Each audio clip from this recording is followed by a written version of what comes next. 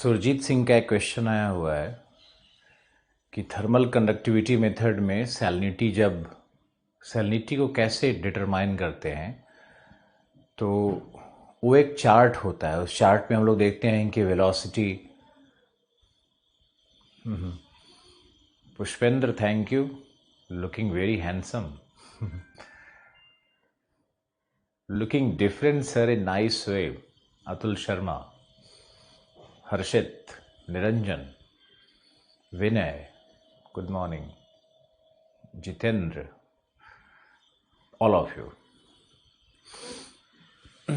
Thank you for admiration. आपको मैंने कहा भी था कि दुनिया में हर व्यक्ति का झूठा तारीफ करते रहिए, इसलिए आप लोग मेरे लिए झूठी तारीफ कर रहे हैं। बहुत अच्छा लग रहा है, कम से कम इसी बहाने खुश तो हम हुए और स्माइल आ रहा है।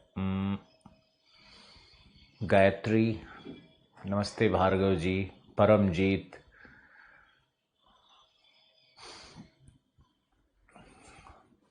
हर्षित, ओके, प्रद्युम्न, आपकी जीएस की क्लास भी लेनी चाहिए या सिर्फ यही काफ़ी है? आप ज्योग्राफी के लिए बोल रहे हो या पूरी जीएस के लिए बोल रहे हो? एक्चुअली पूरी जीएस में जो मैंने आलोक रंजन आईएएस ने जो बैच, हमारा जो कंपनी है, इंस्टीट्यूशन है दिग्वनी एजुकेशन, उसने जो कैरियर विल पे जो बैच लॉन्च किया है ना, उसमें जो 8 टीचर हैं, वो 8 टीचर हिंदी के सबसे अच्छे और सधे हुए टीचर हैं और बहुत ही रिजल्ट ओरिएंटेशन क्लास होता है उनका, बहुत ही फोकस्ड हैं और सभी चीज़ों को मैंने अपने कमांड में रखा हुआ है।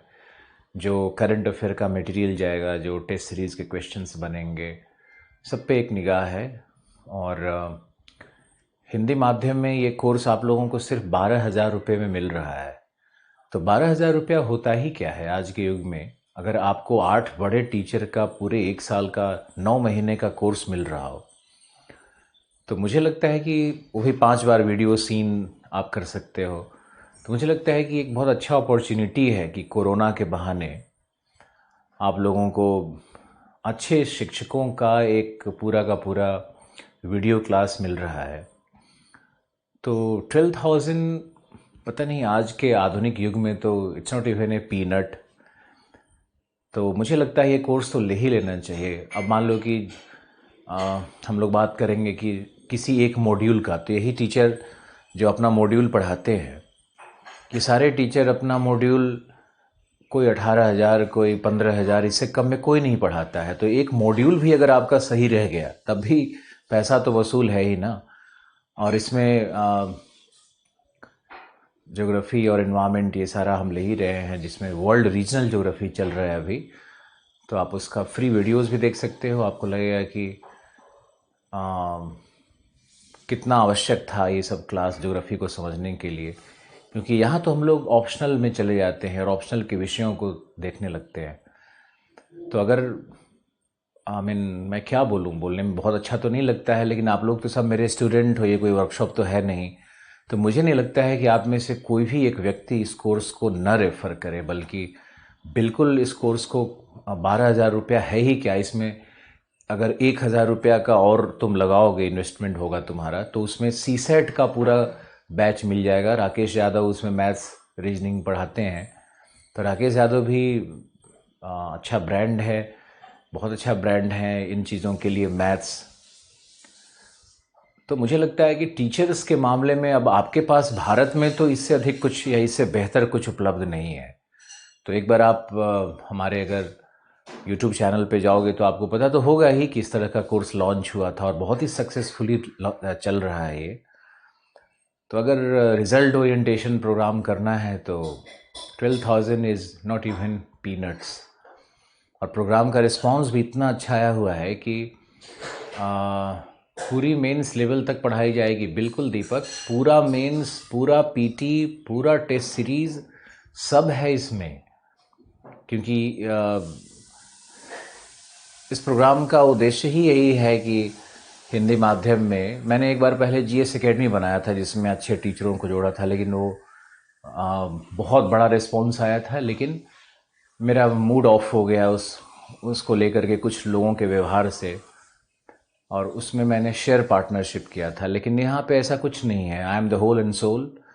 मेरे कमांड में सब कुछ है, और मटेरियल कैसे जाएगा, कौन सा जाएगा, ये सब कुछ देख रहे हैं। उसके लिए अलग से रिसर्च टीम बनाई हुई है। और जो एक छोटा सा उदाहरण से समझो कि मान लो कि आज प्रश्न ये नहीं पूछता है कि भारत में गरीबी कैसे दूर करें, तो ग्रामीण विकास के लिए क्या उपाय किए जाएं। इस तरह का जो भी हिंदी माध्यम की कोचिंग संस्था है, इसी तरह के आर्टिकल्स लिखते हैं, इसी तरह के आर्टिकल्स बच्चों को देते हैं। बच्चे खुश भी होते हैं क्योंकि एलिमेंट्री लेवल पे उनको मज़ा आता है कि हम गरीबी पढ़ लिए, हम बेरोजगारी पढ़ लिए, हम चाइल्ड लेबर पढ़ लिए। लेकिन ये सब क्वेश्चंस आता है क्या? अब ये सब नहीं आता है क्वेश्चंस। तो जो आर्टिकल्स भी बनवा रहे हैं वो भी पूरे प्रश्न भी कैसे पूछता है जीएस में कि जो करंट है उसका पीछे का हिस्टोरिकल बैकड्रॉप भी आपको जानना है, तो उसका आगे फ्यूचर में क्या होगा वो भी आपको जानना है। तो ये जो सारी चीज़ें हैं ये एक साथ कोशिश कर रहे हैं करने की। अब ये तो आपको पता ही है कि I am the sole teacher, मैं एकमात्र शिक्षक हूँ जो कि इंग्लिश मीडियम में भी 15 साल से मेरा हिंदी से ज़्यादा पावरफुल और बड़ा बैच और बड़ा रिजल्ट्स आया है। तो I am the sole person जिसको इंग्लिश एंड हिंदी दोनों का एक्सपीरियंस है, या डिफ्रेंशिएट कर पाते हैं कई बार बैठ करके कि क्या कमी है और क्या होना चाहिए।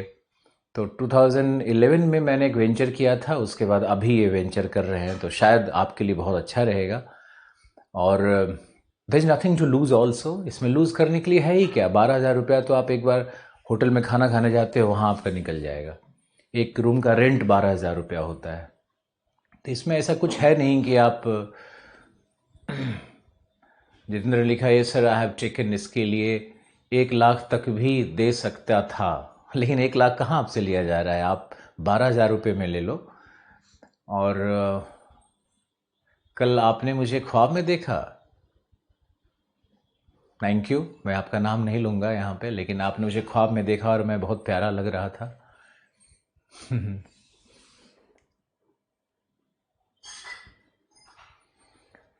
सर इंग्लिश मीडियम के लिए भी है क्या? हाँ अभिषेक, इंग्लिश मीडियम में भी इसको लॉन्च कर रहे हैं, और नवंबर में इसको हम लॉन्च कर रहे हैं। तो नवंबर में इंग्लिश मीडियम में लॉन्च करेंगे। इंग्लिश मीडियम तो हमारा भोजन है, ऐसे समझो कि भोजन है। जब उसको हम खाते हैं तो उससे जो न्यूट्रिशन मिलता है, उसी न्यूट्रिशन को हम आपको ट्रांसफ़र कर पाते हैं। और ये भारत एक बहुत बड़ा, अब हर चीज़ का कॉमर्शलाइजेशन हो गया है। शिक्षा का बहुत बड़ा कॉमर्शलाइजेशन हो गया है, और बहुत सारी ऐसी आवाज़ें हैं जो अब कहीं ना कहीं दब जाती हैं इस कॉमर्शलाइजेशन के चक्कर में। तो ये तो हिंदी माध्यम के लिए बहुत सुंदर अवसर है कि इस बैच को ले ले और अपना एक मोबाइल में रखे रहे, और जब मन आए तब हिस्ट्री रजनीश राज जी का सुन लो, या फिर मंजेश जी का इंडियन पॉलिटी कॉन्स्टिट्यूशन सुन लो, अभय जी का पब्लिक एडमिनिस्ट्रेशन एथिक्स सुन लो, आशीर्वाद जी का करंट और साइंस टेक सुन लो, शरद त्रिपाठी का करंट और आईआर सुन लो। तो ये जो पूरी टीम बनी हुई है ना, ये टीम मेरे ख्याल से तो ज़बरदस्त है। और यही सारे टीचर अनअकैडमी पे हैं, आपको पता होना चाहिए। क्योंकि मेरा इन हाउस क्लास है तो मैं आपको बता रहा हूँ कि ये जितने लोग हैं ना, ये शरद त्रिपाठी हों या फिर जितने लोग हैं, ये सब अनअकैडमी पे भी बहुत अच्छा कर रहे हैं और बहुत वहाँ हाईली पेड टीचर हैं। इनके मन में मेरे लिए थोड़ा रिस्पेक्ट है। मैंने जीवन में यही कमाया है, और मेरी कमाई यही है कि लोग मुझे बहुत प्यार करते हैं, मुझे मेरा रिस्पेक्ट भी करते हैं। और मुझे रिस्पेक्ट तो नहीं चाहिए किसी से, प्यार चाहिए। क्योंकि रिस्पेक्ट में कहीं ना कहीं एक फियर फैक्टर होता है, एक भय एक आता है। जैसे आप अपने पिता को आप सम्मान देते हो तो कहीं ना कहीं एक फियर फैक्टर है। आप अपनी माँ से प्यार करते हो तो फियरलेस हो जाते हो, वहाँ पे भय शब्द नहीं है। तो वैसे ही अगर आप किताबों का रिस्पेक्ट नहीं करना है, आपको किताबों से प्यार करना है, पुस्तकों से प्यार करना है, तो वहाँ पे फियर नहीं आएगा आपको। तो बस यही सब है। एडमिशन का प्रोसीजर कुछ नहीं है, इथिक्स भी आएगा, सीसेट भी आएगा। तुम लोग बिलीव क्यों नहीं कर रहे हो आदेश कि ये एक हिंदी माध्यम में मतलब कुछ अद्भुत सा है। अब इसमें जो टीचर्स हैं उनका तुम ब्रांड देखोगे तो ये सारे टीचर अपने ऐप पर इथिक्स कितने में पढ़ा रहे हैं, जरा पता कर लो। अभय सर को देखोगे अपने ऐप पे इथिक्स 18,000 में पढ़ा रहा है, तो कोई 10-12 हज़ार में पढ़ा रहा है। और उसी टीचर का यहाँ पर हमारे यहाँ 12,000 में हम 8-8 कोर्स, पूरा मेंस का सिलेबस, पूरा पीटी का सिलेबस, पूरा टेस्ट सीरीज और पूरा करंट अफेयर प्रति वीक क्लास होगा एक सैटरडे को। तो आप लोग पता नहीं, अब मेरे हिसाब से तो ये बहुत बहुत सुंदर और बहुत अच्छा कोर्स है जो लेना चाहिए। बल्कि अपने जो छोटे भाई हैं ना तुम्हारे, है ही क्या ये, जो 11th-12th में भी है या आगे बढ़ने की कोशिश कर रहा है, उसको भी दिलवा दो, को भी कम से कम सुन तो ले, कम से कम कुछ लिख तो ले, कम से कम इसमें जो महिलाएं चाहती थी कि हम कभी एग्ज़ाम दे पाए, कुछ कर पाए, ये सबके लिए सुलभ हो गया ना, ये गांव-गांव तक सुलभ हो गया। जहाँ भी इंटरनेट कनेक्शन है वहाँ पर हम लोग पहुँच पा रहे हैं, वहाँ से बात कर पा रहे हैं। अभी देखो तुम्हारे क्लास के बाद हमारा क्लास शुरू होगा, इंग्लिश मीडियम में भी ऐसे ही कुछ फ़ी रखा जाएगा, उसमें कोई बहुत बड़ा फ़ी तो नहीं रखा जाएगा। अभी भी एडमिशन ले सकते हो, एडमिशन तो ओपन है। इंटरनेट में तो क्लासरूम में बिठाना नहीं है ना, तो एडमिशन तो पूरे साल ओपन रहेगा। या पता नहीं क्या स्ट्रेटजी आगे हम लोग करें, शायद एडमिशन एक एक बैच में। अभी तो ओपन है एडमिशन, अभी तो आप ले सकते हो एडमिशन। विनय तुम्हारा मैसेज हम मिस कर गए। आदेश बिल्कुल है, इथिक्स भी है, सीसेट भी है, आदेश का प्रश्न था।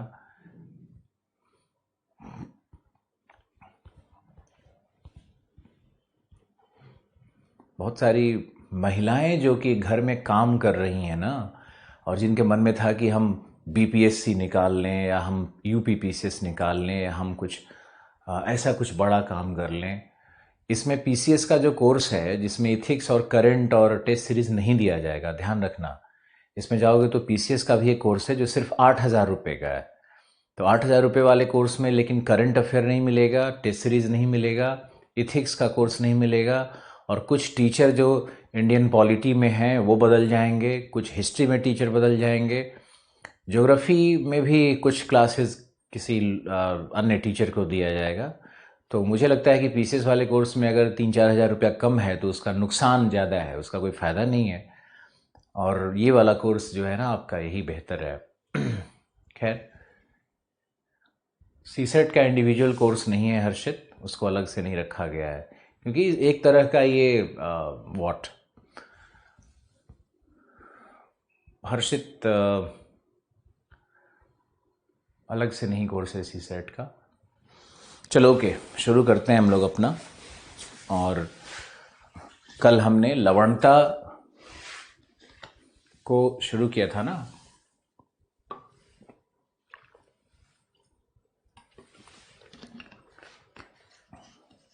और आपको फैक्टर्स बतलाया था कि लवणता के वितरण को प्रभावित करने वाले कारक कौन से हैं, और उन कारकों में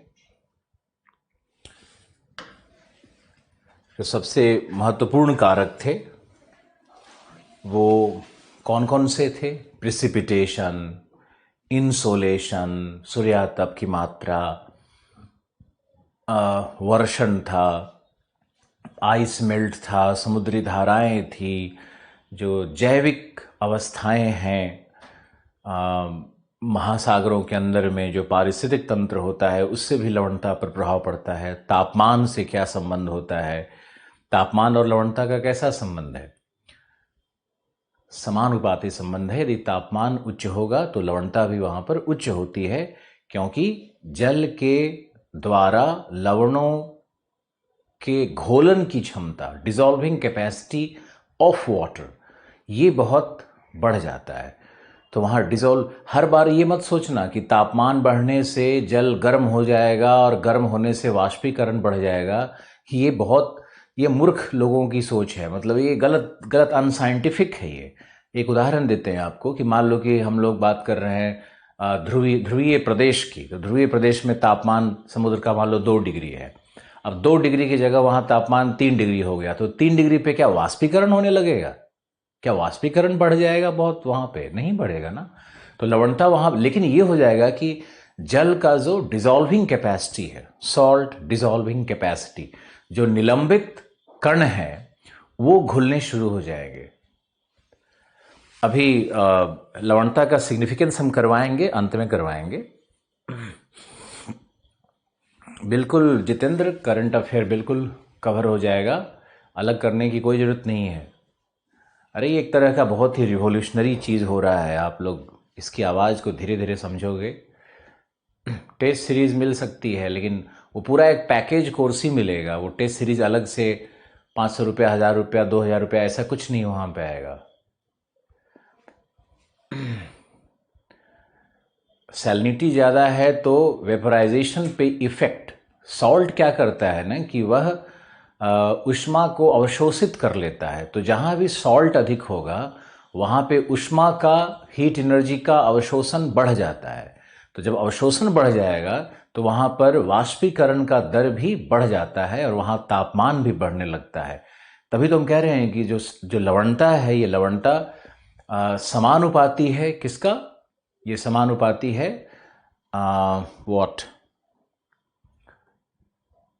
तापमान का। ओके।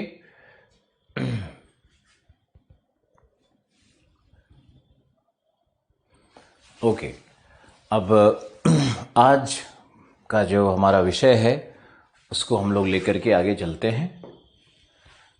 और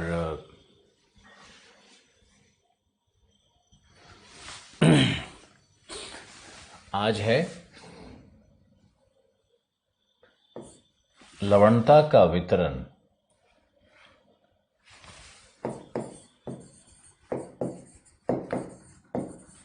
distribution of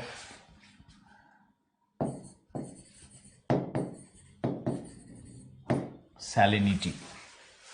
distribution of salinity, ये डिस्ट्रीब्यूशन पे हम लोग बात करेंगे। तो सबसे पहले बात होगी हेमिस्फेरिकल, यानी गोलार्धीय। गोलार्धीय, फिर होगा आक्षांशीय, इसी में हम लोग ये भी लिख सकते हैं कि जलवायु पेटियों के आधार पर, क्लाइमेटिक बेल्ट्स, यानी जलवायु पेटियों के आधार पर लवणता। फिर इसमें होगा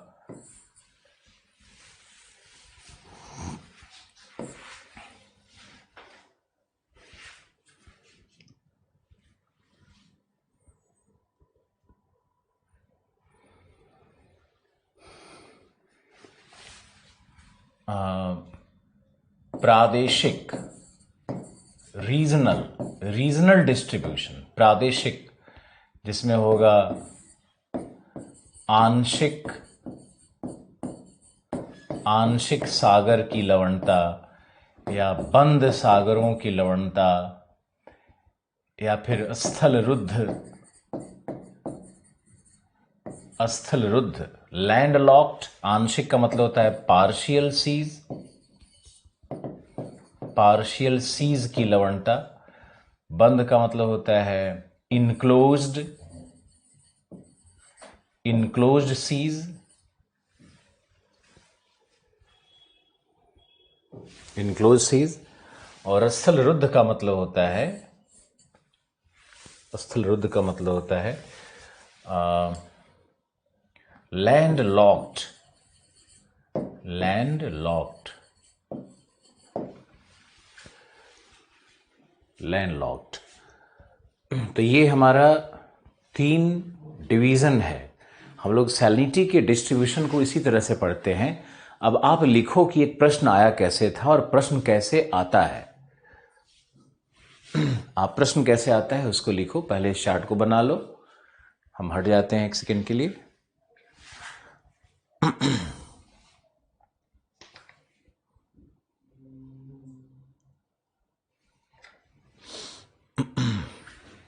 ओके, अब प्रश्न आता है कि provide a reasoned account of salinity distribution in the Atlantic ocean.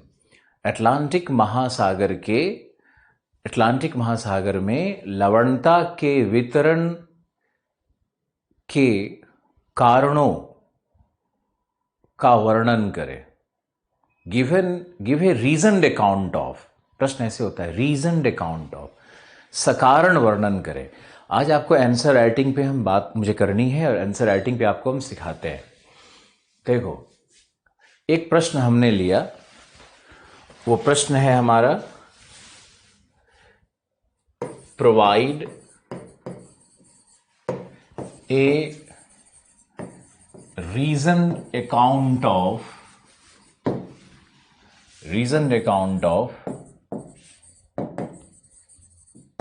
salinity distribution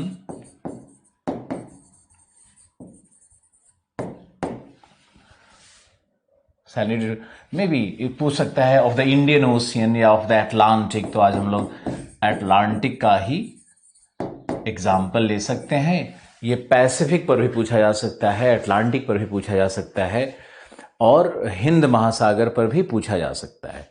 तो आप इन तीन में से कोई एक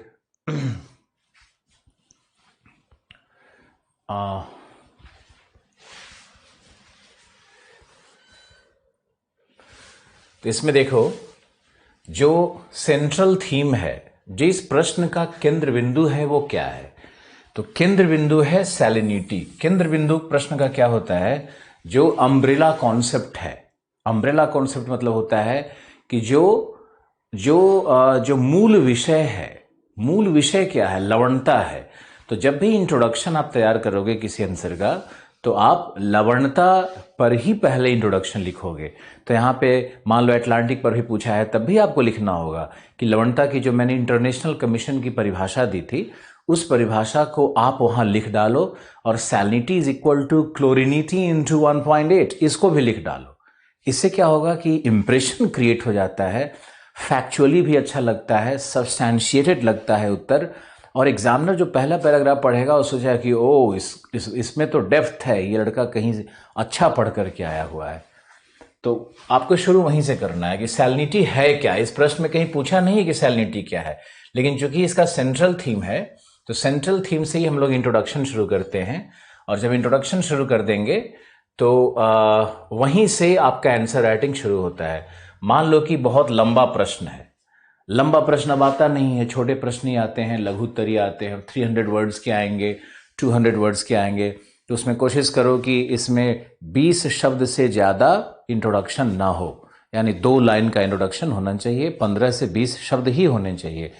180 शब्द आपको पूरे प्रश्न के लिए सुरक्षित रखने हैं। अब provide a reasoned account of salinity distribution, ये जो है इसमें आपको देखना है कि डिमांड क्या है, क्वेश्चन का डिमांड क्या है। तो इसमें डिमांड है डिस्ट्रीब्यूशन, यानी वितरण को दर्शाना है।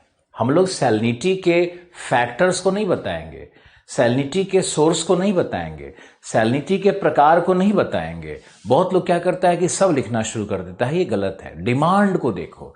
तो डिमांड क्या है यहाँ पे? Distribution.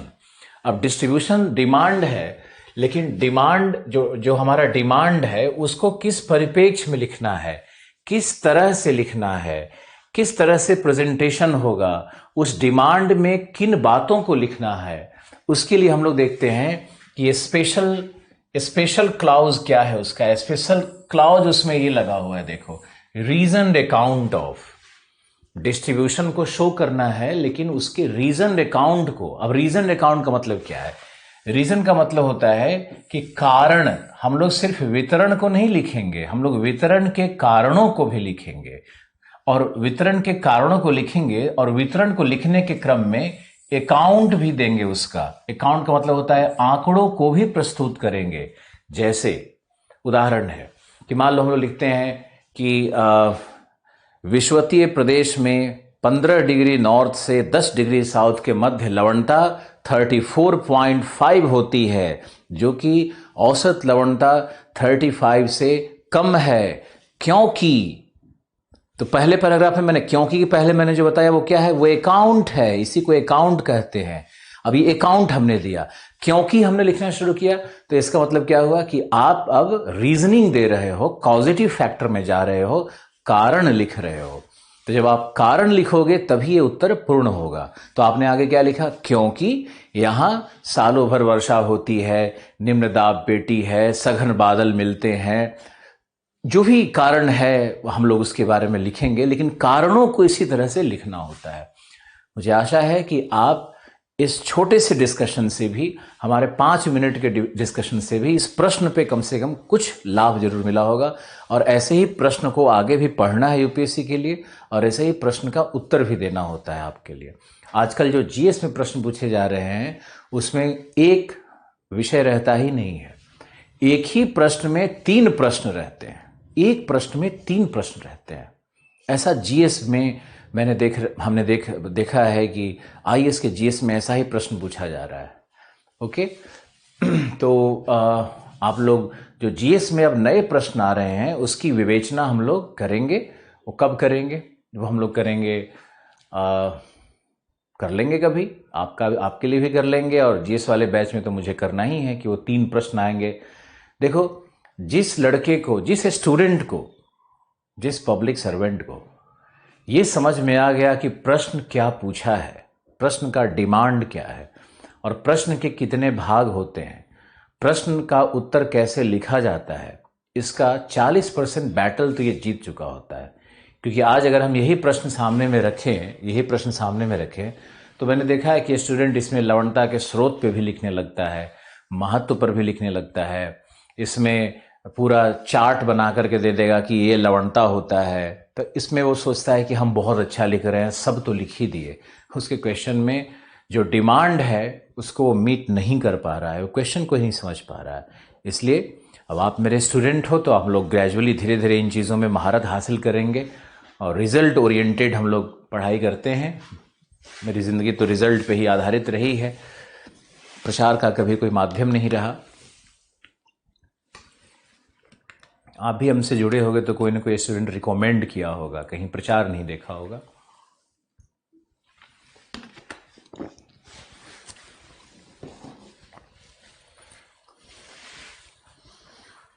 Okay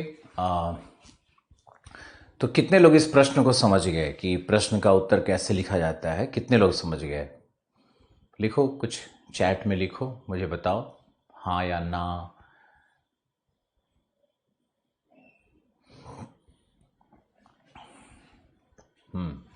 thank you, very good.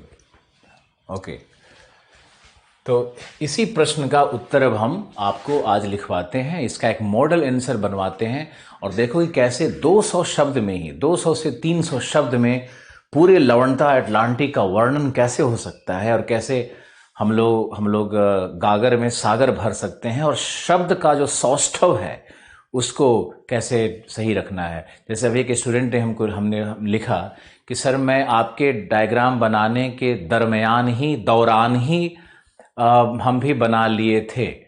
लेकिन देखो, ये जो दौरान दरमियान जो आप लिख रहे हो, ये हिंदुस्तानी भाषा है, ये हमारे से कम्युनिकेशन तक तो ठीक है, कोई प्रॉब्लम नहीं है, लेकिन जब आप उत्तर लिखने जाओगे तो वहाँ दौरान और दरमियान ये सब नहीं लिखा जाता है। हिंदी भाषा पे बार बार आपको हम कह रहे हैं, आप हमारा बीपीएससी के ऊपर में एक वीडियो बनाया है, मैंने 2 वीडियो बनाया है, उसको जरूर देखो। है वैसे वो बीपीएससी, लेकिन उसमें हिंदी माध्यम के जो छात्र हैं उनको बहुत गहरा संबोधन किया गया है, बड़ा इमोशनल संबोधन किया गया है, और गजेटियर के आधार पे हमने पूरा दिखाया है कि हमारे गजेटियर में, हमारे यूपीएससी में, हमारे बीपीएससी में गजेटियर में क्या लिखा रहता है, किस तरह की भाषा होनी चाहिए। ओके ओके अभिजीत, ठीक है पटेल साहब।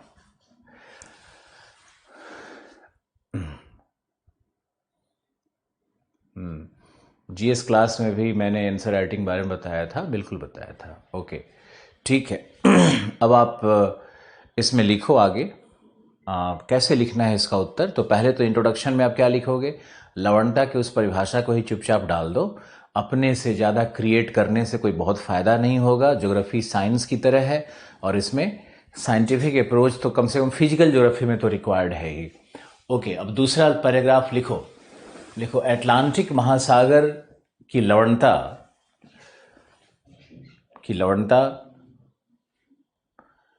महासागरीय धाराओं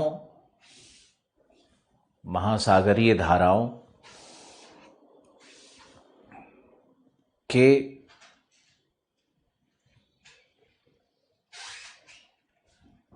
संचरण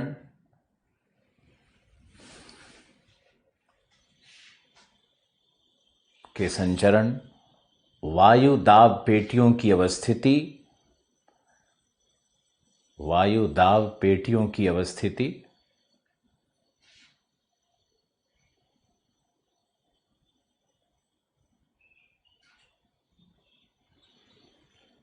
जैविक दशाओं,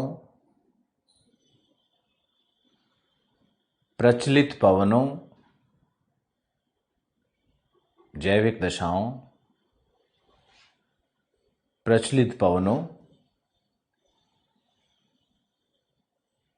पर निर्भर करती है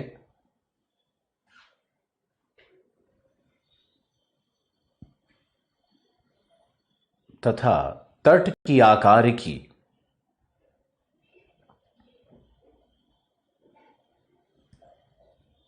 ध्रुवीय जल का पिघलन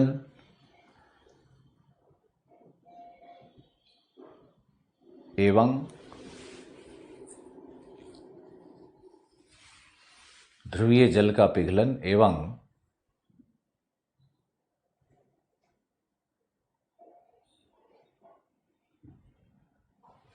नदियों के प्रवाह लवणता के वितरण को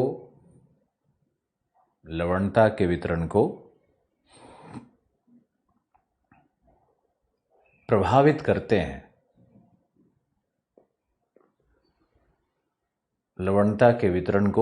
करते हैं।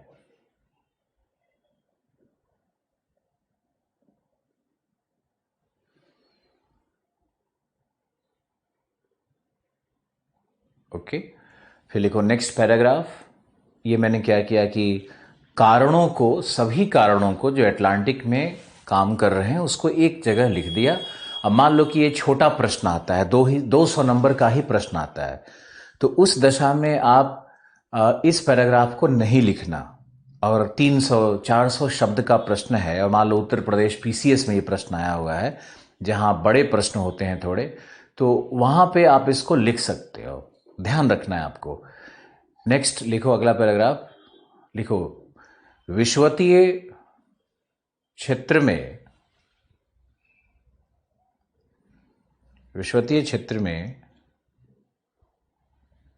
15 से 10 डिग्री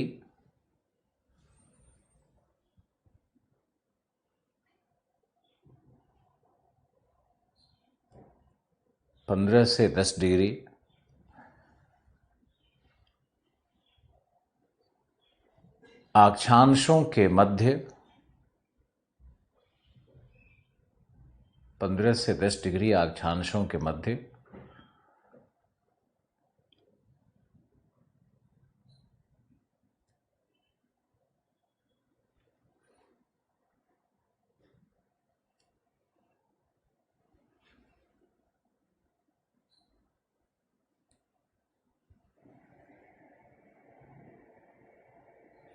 लवणता 34.5 होती है, 34.5 पार्ट्स पर 1000 होती है, जो महासागरों की माध्य लवणता से कम है।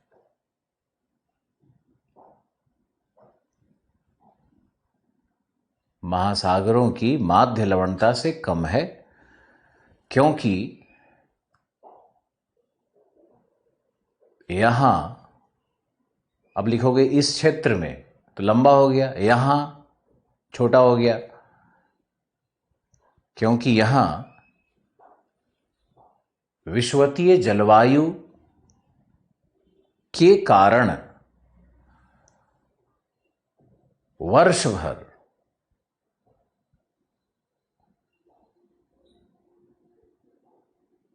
वर्षण होती है,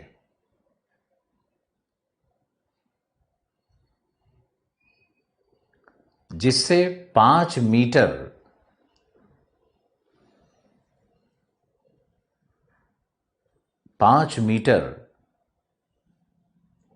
स्वच्छ जल का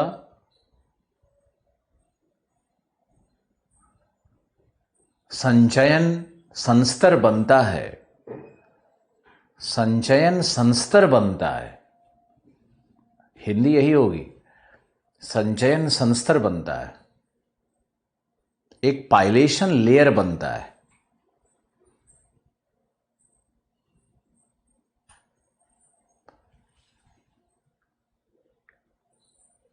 फिर लिखना है, यह निम्न दाब पेटी होने के कारण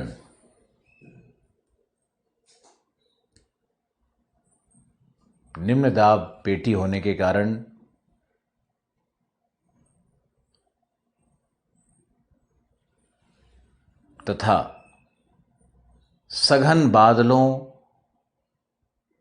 के निर्माण जो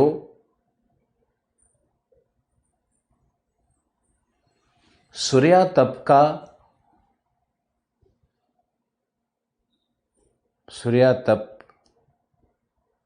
को, ऐसा कर लो कि सघन बादलों का निर्माण जिनका एल्बिडो उच्च होता है। अब इसमें सूर्यातप ये सब लिखने की जरूरत ही नहीं है। जिनका एल्बिडो उच्च होता है, ALBEDO, एल्बिडो मतलब सूर्यातप की वह मात्रा जो बादलों से टकरा करके परावर्तित हो जाती है, जिसका अवशोषण नहीं हो रहा है, तो वो एल्बिडो कहलाता है। अब एल्बिडो शब्द लिखने से ना पूरा सूर्यातप लंबा सेंटेंस से बच जाओगे। जिनका एल्बिडो उच्च होता है, ब्रैकेट में लिख सकते हो 27%। अगर सूर्य से 100 इकाई ऊर्जा आ रही है तो 27 इकाई बादल वापस भेज देंगे। 27% एल्बिडो होता है बादलों का। फैक्चुअली भी स्ट्रांग रहना है, लेकिन जो डिमांड है फैक्ट का, उसी फैक्ट को लिखना होता है। ठूसने की कोशिश नहीं करो, जो तुम जानते हो वो हर जगह घुसाने की जरूरत नहीं है। नेक्स्ट, इसमें लिखो, होता है एल्बिडो होता है जिसके कारण भी लवणता न्यून स्तर पर है, न्यूनतम नहीं, न्यून स्तर पर है। न्यूनतम लिखोगे तो दोष उत्पन्न हो जाएगा। जिसके कारण लवणता न्यून स्तर पर है।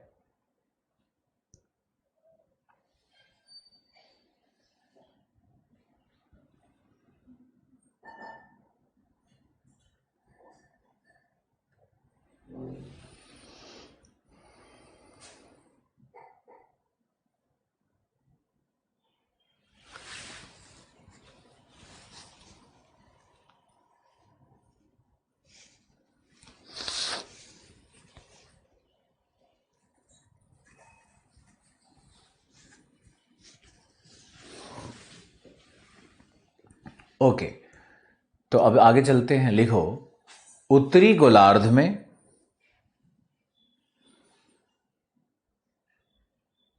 15 से 40 डिग्री के मध्य लवणता 36.5 से 37 है पार्ट्स पर 1000। 36.5 से 37 है।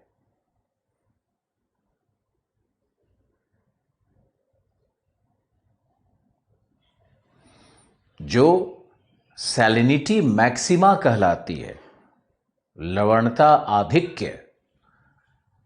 अगर आप अंग्रेजी के शब्द का प्रयोग करोगे तो बहुत ही ज्यादा अच्छा रहेगा, एग्जामिनर को बहुत सुविधा होती है।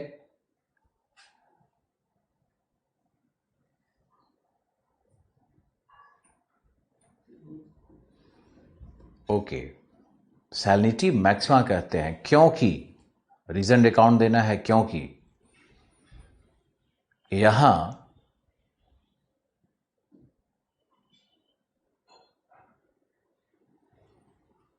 उच्च दाब पेटी है, उच्च दाब पेटी है जिससे वर्षा का अभाव, वर्षा एवं बादलों का अभाव है, वर्षा एवं बादलों का अभाव है।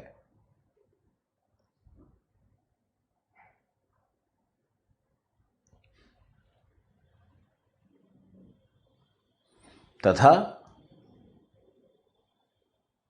वाष्पीकरण का दर उच्च है, वाष्पीकरण का दर उच्च है। व्यापारिक पवने, व्यापारिक पवने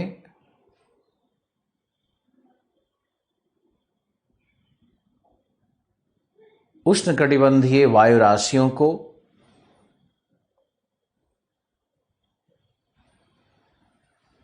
विषुवत की ओर परिवहित करती है, विषुवत की ओर परिवहित करती है, विषुवत की ओर ट्रांसपोर्ट करती है। अतः यहां लवणता उच्चतम प्राप्त होती है,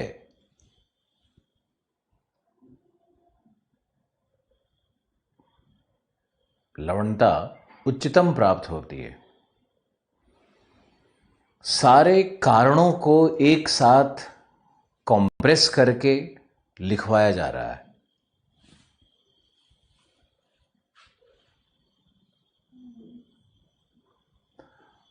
नेक्स्ट लिखो।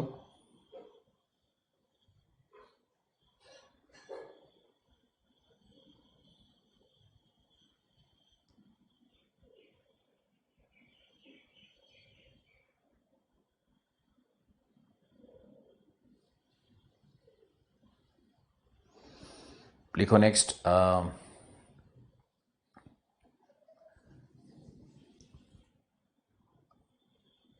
दक्षिणी गोलार्ध में, नहीं वेट रुको, पहले उत्तर का ही कर लेते हैं। लिखो, उत्तरी गोलार्ध में समशीतोष्ण कटिबंधों में, समशीतोष्ण कटिबंधों में 40 से 55 डिग्री अक्षांशों के मध्य, 40 से 55 डिग्री अक्षांशों के मध्य लवणता के मध्य लवणता सामान्य से कम होती है, 33, 34, क्योंकि यहां 33, 34 क्योंकि यहां चक्रवातीय एवं वाताग्रीय वर्षा का क्षेत्र है, चक्रवातीय एवं वाताग्रीय वर्षा का क्षेत्र है। चक्रवातीय वर्षा यहां ग्रीष्मकाल, शीतकाल सालों भर होते रहती है, वर्षा का क्षेत्र है। एवं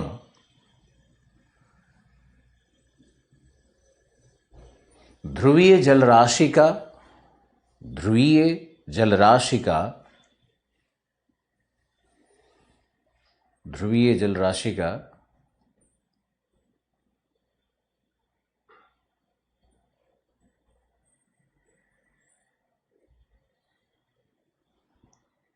ध्रुवीय जलराशि का गर्म जलराशि से मिश्रण होता है, गर्म जलराशि से मिश्रण होता है। हम डायग्राम बना के समझाएंगे भी, अभी चिंता नहीं करो। डायग्राम बना करके, विश्व का मानचित्र बना के, अटलांटिक का मानचित्र बना के सब समझाएंगे।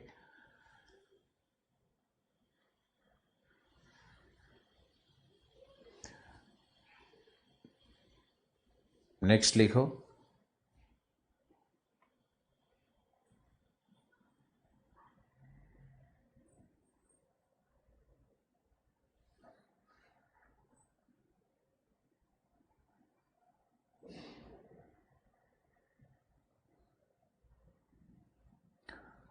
55 डिग्री से 70 डिग्री के मध्य उत्तरी गोलार्ध में उपध्रुवीय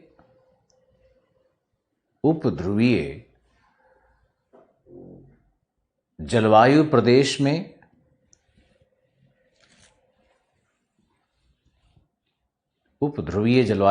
में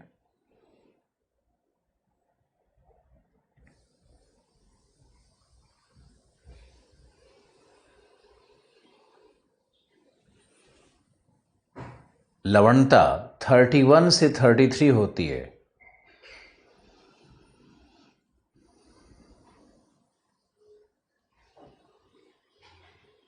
लवणता 31 से 33 होती है,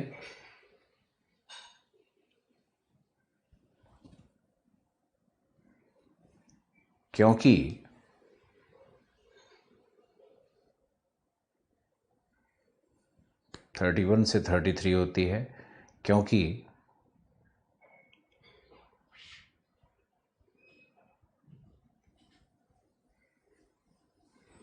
यहां हिम जल के पिघलन से, ध्रुवीय हिम जल के पिघलन से स्वच्छ जल का मिश्रण हो रहा है। स्वच्छ जल का मिश्रण हो रहा है।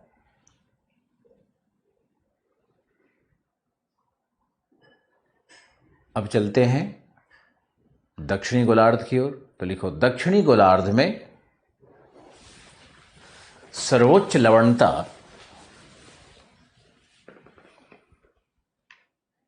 10 डिग्री से 30 डिग्री के मध्य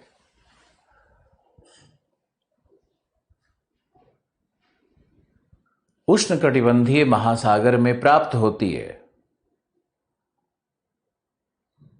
उष्णकटिबंधीय महासागर में प्राप्त होती है, जो लगभग 36 से 36.5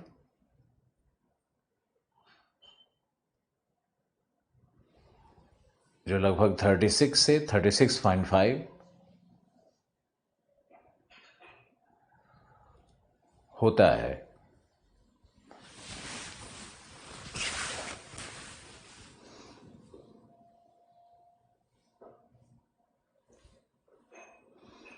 क्योंकि यहां उच्च दाब,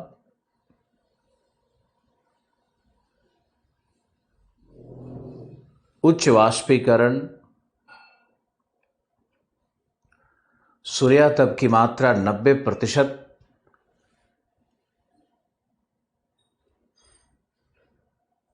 समुद्र तल पर प्राप्त होती है।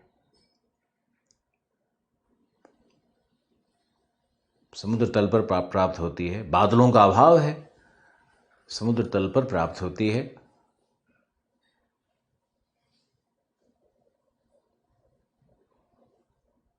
तथा गर्म धाराएं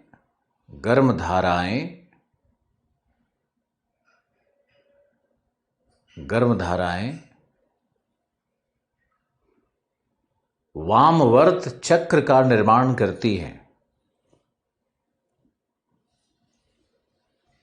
जिससे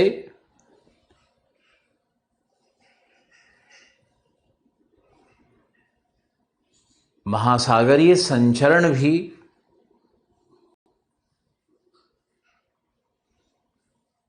लगभग स्थैतिक दशा में है। लगभग स्थैतिक दशा में है।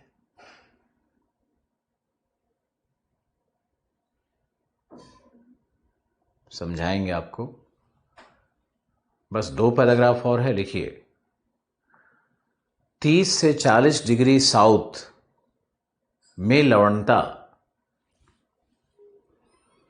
30 से 40 डिग्री साउथ में लवणता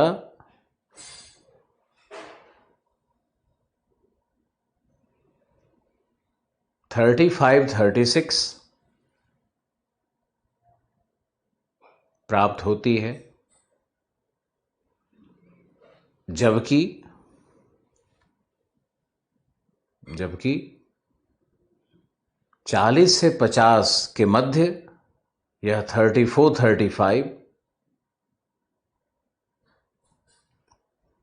40 से 50 डिग्री अक्षांशों के मध्य यह 34-35 एवं 50 से 60 डिग्री अक्षांशों के मध्य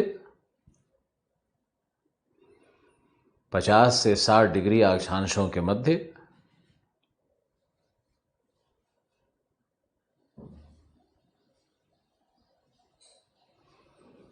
यह अक्षांशों के मध्य यह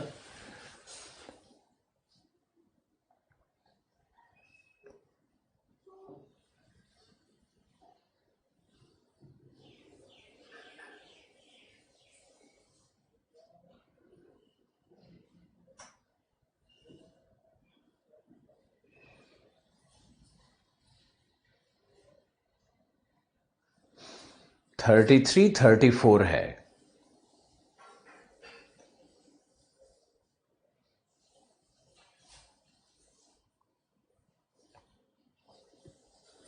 थर्टी थ्री 34 है। लिखो दक्षिणी गोलार्ध में इस प्रकार लवणता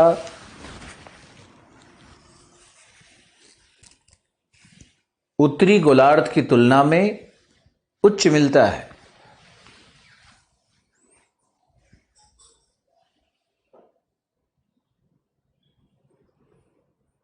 उत्तरी गोलार्ध की तुलना में उच्च मिलता है।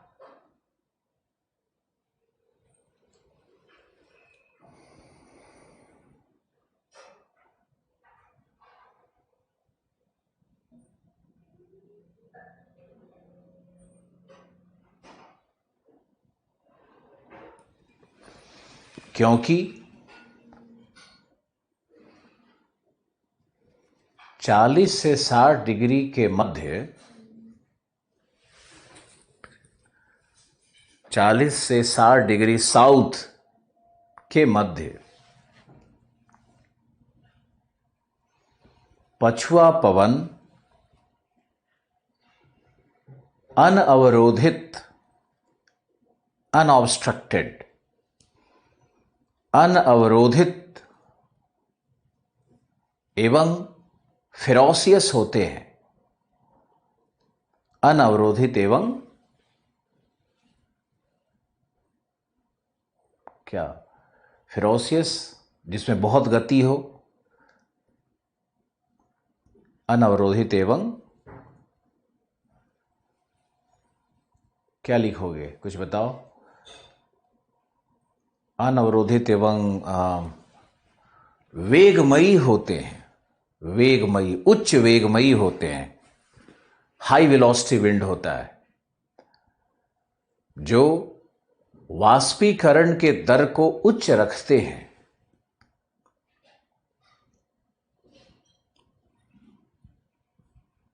जो वाष्पीकरण के दर को उच्च रखते हैं।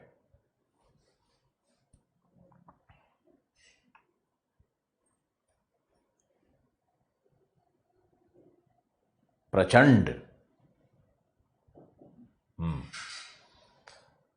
मैंने बताया था कल कि यहां 40 डिग्री पे गरजता 40, 50 डिग्री पे प्रचंड 50, 60 डिग्री पे चीखता 60। ऐसे पछुआ पवन का नाम हो जाता है दक्षिणी गोलार्ध में। तो ये इन नामों को लिखने की जरूरत नहीं है, इतना कहां टाइम है आपके पास, ये बेकार के फैक्ट मत घुसाओ। हाँ, फिर लिखो, एक इससे अच्छा है कि एक और अन्य कारण भी लिख दो। लिखो तथा महाद्वीपों की अनुपस्थिति के कारण नदियों एवं हिमजल का अभाव है, तथा खुले समुद्र होने के कारण नदियों एवं हिमजल का अभाव है, तथा खुले समुद्र होने के कारण, महाद्वीप नहीं है तो ओपन ओशियन है के कारण, there is greater ease of mixing के कारण, ईज ऑफ मिक्सिंग है। ईज ऑफ मिक्सिंग मतलब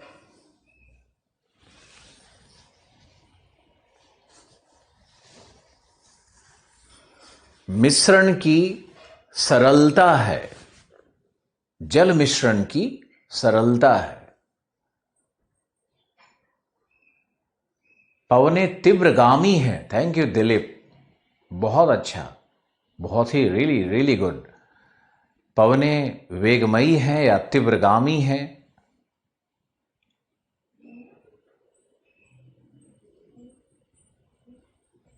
सुरजीत का आया तीव्र, ठीक है, ये भी अच्छा है।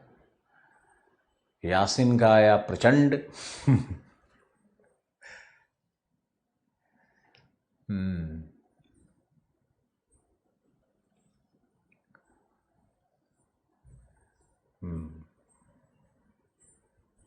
आसान संचरण नहीं, आसान तो फिर वही हिंदुस्तानी शब्द हो गया ना। सरल लिखो, सरल संचरण है, सरल मिश्रण है। आंसर राइटिंग में अगर दो चीजों को आपने समझ लिया जो गजेटियर में निर्देश दिया गया है, तो बहुत चेंज हो जाएगा। एक तो टेक्निकल शब्दों को इंग्लिश में लिख सकते हो, और दूसरा आपकी हिंदी संस्कृत निष्ठ होनी चाहिए, सारगर्भित, अभिव्यक्तिपूर्ण, ऐसी हिंदी लिखनी होगी आपको। ओके, नेक्स्ट लिखो।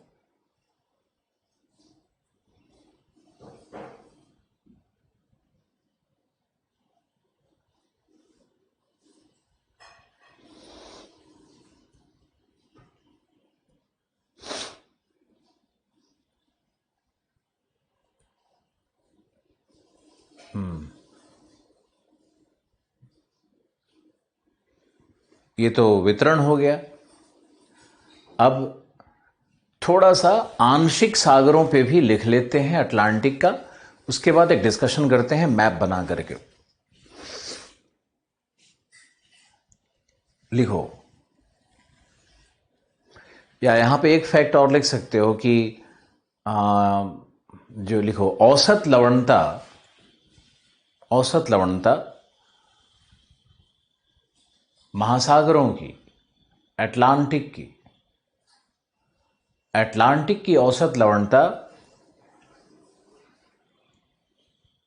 34.7 है। सभी महासागरों की लोगे तो ये बन जाएगा 35, और अटलांटिक की लोगे तो 34.7 है। लिखो, जिसमें उत्तरी गोलार्ध, उत्तरी गोलार्ध या उत्तरी अटलांटिक की लवणता 34.5, 34.3, 34.5 है, जबकि दक्षिणी गोलार्ध की लवणता 35.5 है। 35.5 है। हालांकि रेंज ऑफ सैलिनिटी, लवणता का पराश, लवणता का पराश उत्तरी गोलार्ध में अधिक मिलता है, 31 to 37 रेंज, 31 to 37 उत्तरी गोलार्ध में अधिक मिलता है।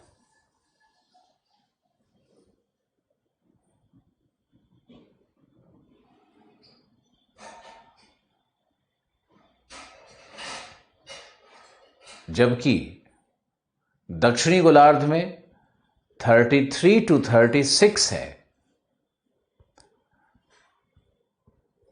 33 to 36 है, क्योंकि दक्षिणी अटलांटिक में मिश्रण की सरलता है। मिश्रण की सरलता है।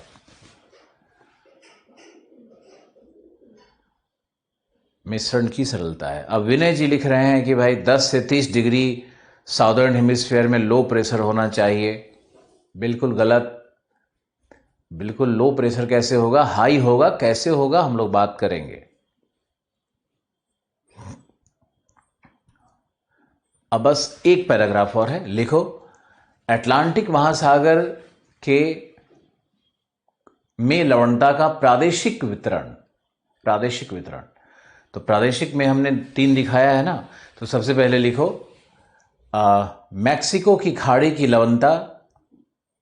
मैक्सिको की खाड़ी की लवणता 37 से 39 प्राप्त होती है, क्योंकि यहां विषुवतीय गर्म धारा का प्रवेश हो रहा है। एक कारण, सॉलिड कारण का प्रवेश हो रहा है, तथा यह आंशिक रूप से बंद सागर है। बस थोड़ा सा खुला हुआ है, बाकी बंद है। युकटान चैनल के पास खुला हुआ है, बाकी बंद है। तो यहां लवणता ज्यादा मिलेगी। अब लिखो भूमध्य सागर एवं लाल सागर की लवणता। भूमध्य सागर और लाल सागर को आर्म्स ऑफ अटलांटिक ओशियन कहते हैं। भूमध्य सागर जिब्राल्टर के पास जुड़ रहा है अटलांटिक सागर से।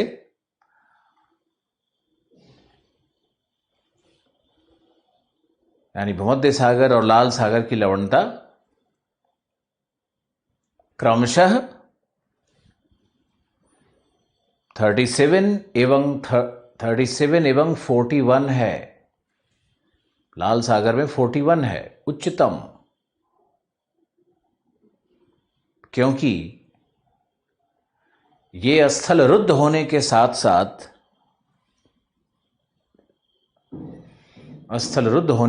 साथ शुष्क एवं अर्ध शुष्क जलवायु से घिरे हैं। मैप ध्यान से देखोगे समझ जाओगे। लाल सागर के दोनों तरफ डेजर्ट है, भूमध्य सागर के दक्षिणी भाग में डेजर्ट है, उत्तरी भाग में भूमध्य सागरीय जलवायु है जो उपाद्र होता है, वो भी शुष्क जैसा ही होता है। वहां भी बहुत वर्षा नहीं होती।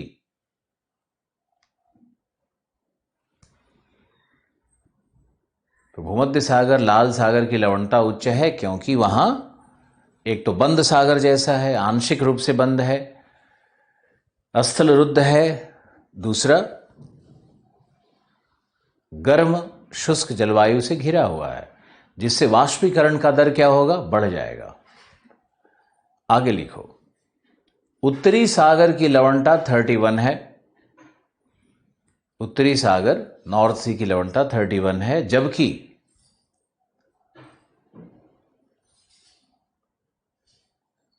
इससे संलग्न बाल्टिक सागर की लवणता 3 से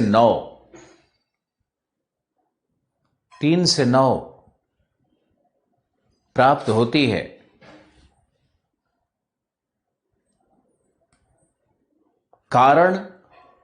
कारण क्या है इसका, तो लिखो कारण उत्तरी सागर में गर्म जलधारा नॉर्थ अटलांटिक प्रवाह का प्रवेश होता है। नॉर्थ अटलांटिक प्रवाह का प्रवेश होता है, जबकि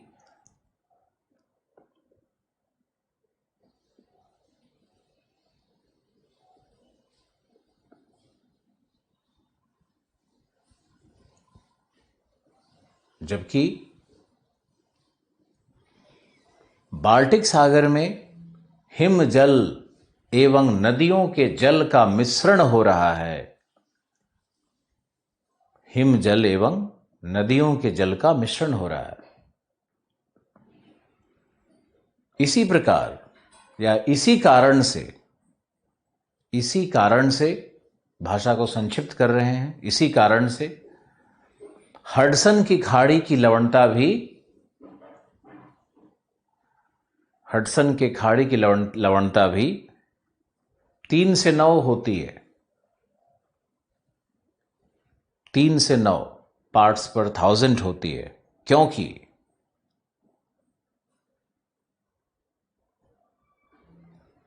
क्योंकि क्योंकि क्या, वो तो बता ही दिया। इसी कारण से मैं आ गया ना, इसी कारण से हडसन खाड़ी की लवणता भी 3 से 9 होती है। वही हिमजल का पिघलन और वही नदियों का आना। अंतिम लिखो सारगैसो सागर। सारगैसो सागर, सारगैसो सागर बिल्कुल कैरेबियन से थोड़ा पूर्व, प्यूर्टो रिको से थोड़ा नॉर्थ ईस्ट।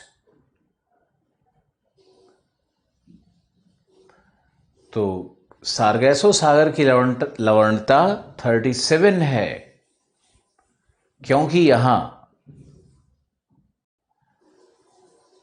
उच्च तापमान, उच्च दाब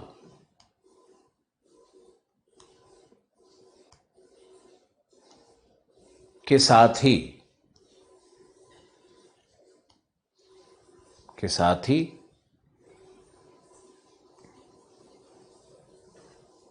सारगैसम की उपस्थिति, सारगैसम की उपस्थिति लवणता को बढ़ाती है।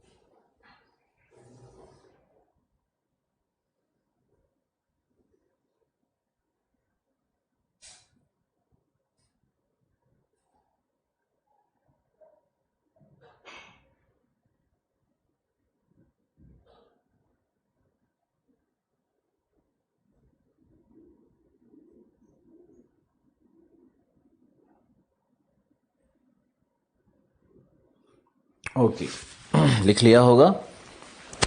अब टाइम है समझने का,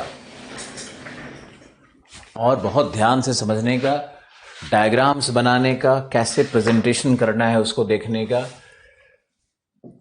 अक्षांशीय वितरण को एक ग्राफ के माध्यम से दिखाया जा रहा है। यहां हमने ले लिया 33 पार्ट्स पर 1000। ग्राफ के y एक्सिस पर लवणता लिया गया है ऊपर की ओर बढ़ते हुए। यहीं पर आपका है 37 पार्ट्स पर 1000, तो ये आपका आएगा अराउंड 34.5 पार्ट्स पर 1000। ऐसे कुछ इंडिकेटर्स दे दो। अब अक्षांशों को दिखाना है, तो ये हमारा है इक्वेटर, ये हमारा है 25 डिग्री नॉर्थ, और इसको हम ले लेंगे 70 डिग्री नॉर्थ, यानी इधर उत्तरी गोलार्ध ले लिया, यह है 0 डिग्री। और यहां पर अगर हम लेना चाहते हैं तो ये भी लेना पड़ेगा लगभग 20 डिग्री नॉर्थ ले लेते हैं, और यहां पर 60 डिग्री साउथ, सॉरी नॉर्थ नहीं होगा, साउथ होगा, साउथ होगा। तो ये दक्षिणी गोलार्ध है और इधर उत्तरी गोलार्ध है, दो अलग गोलार्ध हो गए। और ये जो लाइन हमने ड्रॉ किया, यही है सैलिनिटी, सैलिनिटी कर्व है ये सैलिनिटी कर्व है। और ये जो है इसी को कहते हैं सैलिनिटी मैक्सिमा, यही है तुम्हारा सैलिनिटी मैक्सिमा। इस ग्राफ को ध्यान से देखना है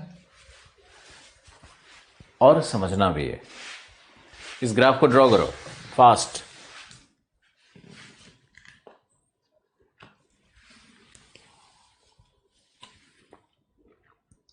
ठाकुर साहब, अभी हमारा उत्तर पूरा हुआ नहीं है, अभी वेट करिए।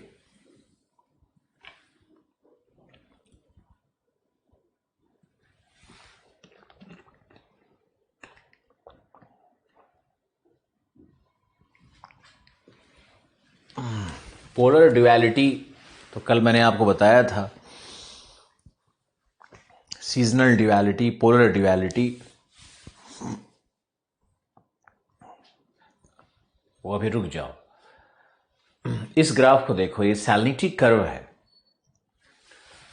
और अब इसी ग्राफ पे हम चाहें तो सैलिनिटी का संबंध टेम्परेचर से क्या है। अगर हम इधर सैलिनिटी को ले लें तो टेम्परेचर से क्या होता है, ये टेम्परेचर से समानुपाती होता है। इस तरह से इक्वेशन बनेगा। पहला इक्वेशन क्या है, salinity is directly proportional to temperature, है ना। अब ये सैलिनिटी को देखो, लेकिन इसमें एक एक एक चीज आपको दर्शाना है। मान लो हम तापमान को लेंगे तो ये टेम्परेचर का कर्व इस तरह से ड्रॉ होता है। यह है तुम्हारा टेम्परेचर कर्व है। इसी ग्राफ पर हम टेम्परेचर को भी दिखाते हैं। तो टेम्परेचर में क्या है कि विषुवत पर हाईएस्ट टेम्परेचर मिलेगा समुद्र में, और ध्रुवों की ओर टेम्परेचर घटता चला जाता है। ध्रुवों की ओर टेम्परेचर घटता चला जाता है। टेम्परेचर में डबल मैक्सिमा नहीं है, सैलिनिटी में डबल मैक्सिमा है, लेकिन टेम्परेचर में इक्वेटोरियल मैक्सिमा है। टेम्परेचर को हम लोग कहते हैं इक्वेटोरियल मैक्सिमा।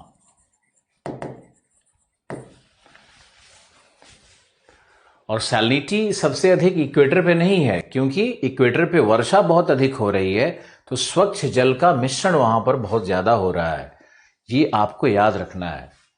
अब देखो, सामान्य रूल क्या है कि टेम्परेचर और सैलिनिटी एक दूसरे से समानुपाती होते हैं। लेकिन अगर हम इक्वेटर पे जाएंगे तो यहां पे दोनों विषमानुपाती दिखने लगता है ना। ये इक्वेटोरियल एनेमोली है ये। तो आपको ये जो यहां पे परिघटना बन रही है, इसको कहते हैं salinity temperature equatorial anomaly. Salinity temperature equatorial anomaly. लवणता तापमान का विषुवतीय विसंगति। इक्वेटर एनोमली का हिंदी होगा विषुवतीय विसंगति। विषुवतीय विसंगति।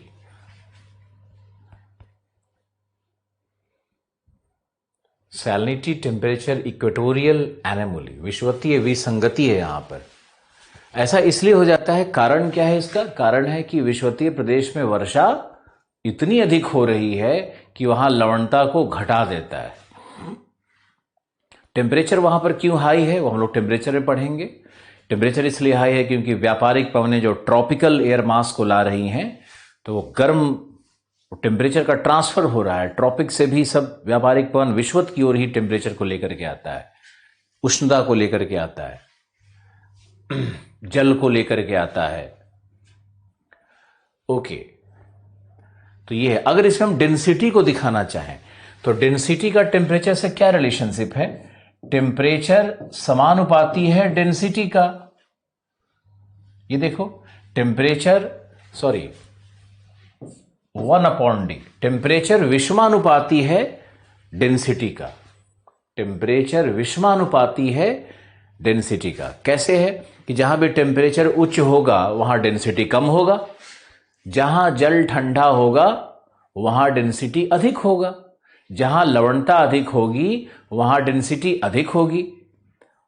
जहां डेंसिटी अधिक है वहां निश्चित रूप से तापमान क्या होना चाहिए? ठंडा होना चाहिए।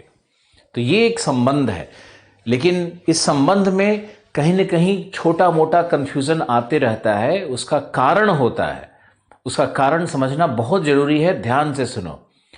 टेम्परेचर, सैलिनिटी और डेंसिटी के रिलेशनशिप को अगर समझना है, हम लोग इसको टीएस डायग्राम में पढ़ेंगे और इस पे पूरी विवेचना की जाएगी। अभी असंतृप्त मत समझो अपने आप को, टीएस डायग्राम में इसको पढ़ाया जाएगा।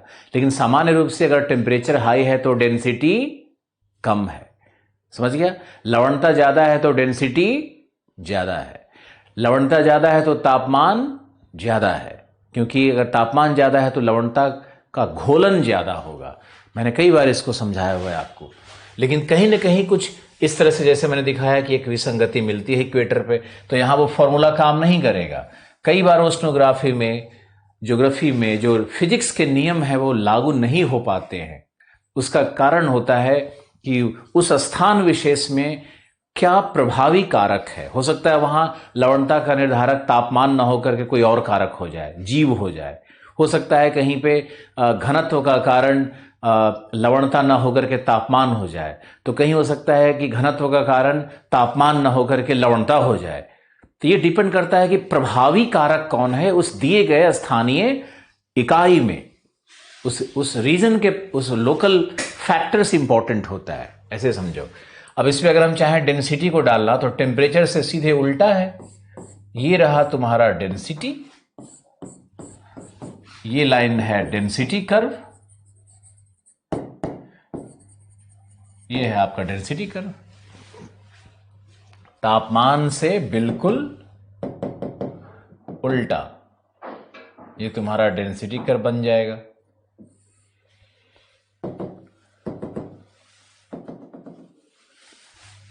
तो ये तीनों वेरिएबल्स को आप एक ग्राफ में दर्शा सकते हो।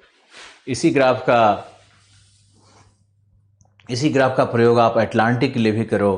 प्रशांत महासागर पे प्रश्न आए तब भी इसी ग्राफ का प्रयोग करो। जो भी प्रश्न आए, ये सारे ग्राफ वैलिड होते हैं। अक्षांशीय वितरण जो मैंने आपको अटलांटिक के लिए बताया, ये पैसिफिक में भी लागू होगा। सिर्फ वहां पे जो बंद सागर का जो डिस्क्रिप्शन है वो थोड़ा अलग हो जाएगा। वहां आपको फिलीपीन सागर, तो साउथ चाइना सी, इस तरह की अलग अलग, ओखोत सागर, इनका अलग से छोटा सा वर्णन करना पड़ेगा। अदरवाइज बाकी सारा कुछ एक जैसा रहेगा। अक्षांशीय वितरण तो वही रहता है, चाहे वो कोई भी महासागर हो।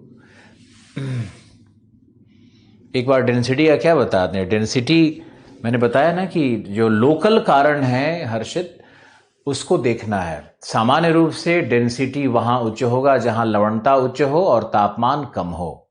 डेंसिटी के लिए लवणता उच्च होना चाहिए, तापमान कम होना चाहिए। ओके, तो वहां सबसे ज्यादा डेंसिटी होगा। फाइन। अब हम लोग इस ग्राफ को शायद आपने बना लिया, आप लोग तो ड्रॉ करते करते बना लेते हो, तो इसको बना लिया होगा। हम लोग नेक्स्ट पेज में चल के एक और देखते हैं। हम बनाते हैं एक मैप। यह है हमारा अटलांटिक महासागर, और अटलांटिक महासागर में आपको देखना है ये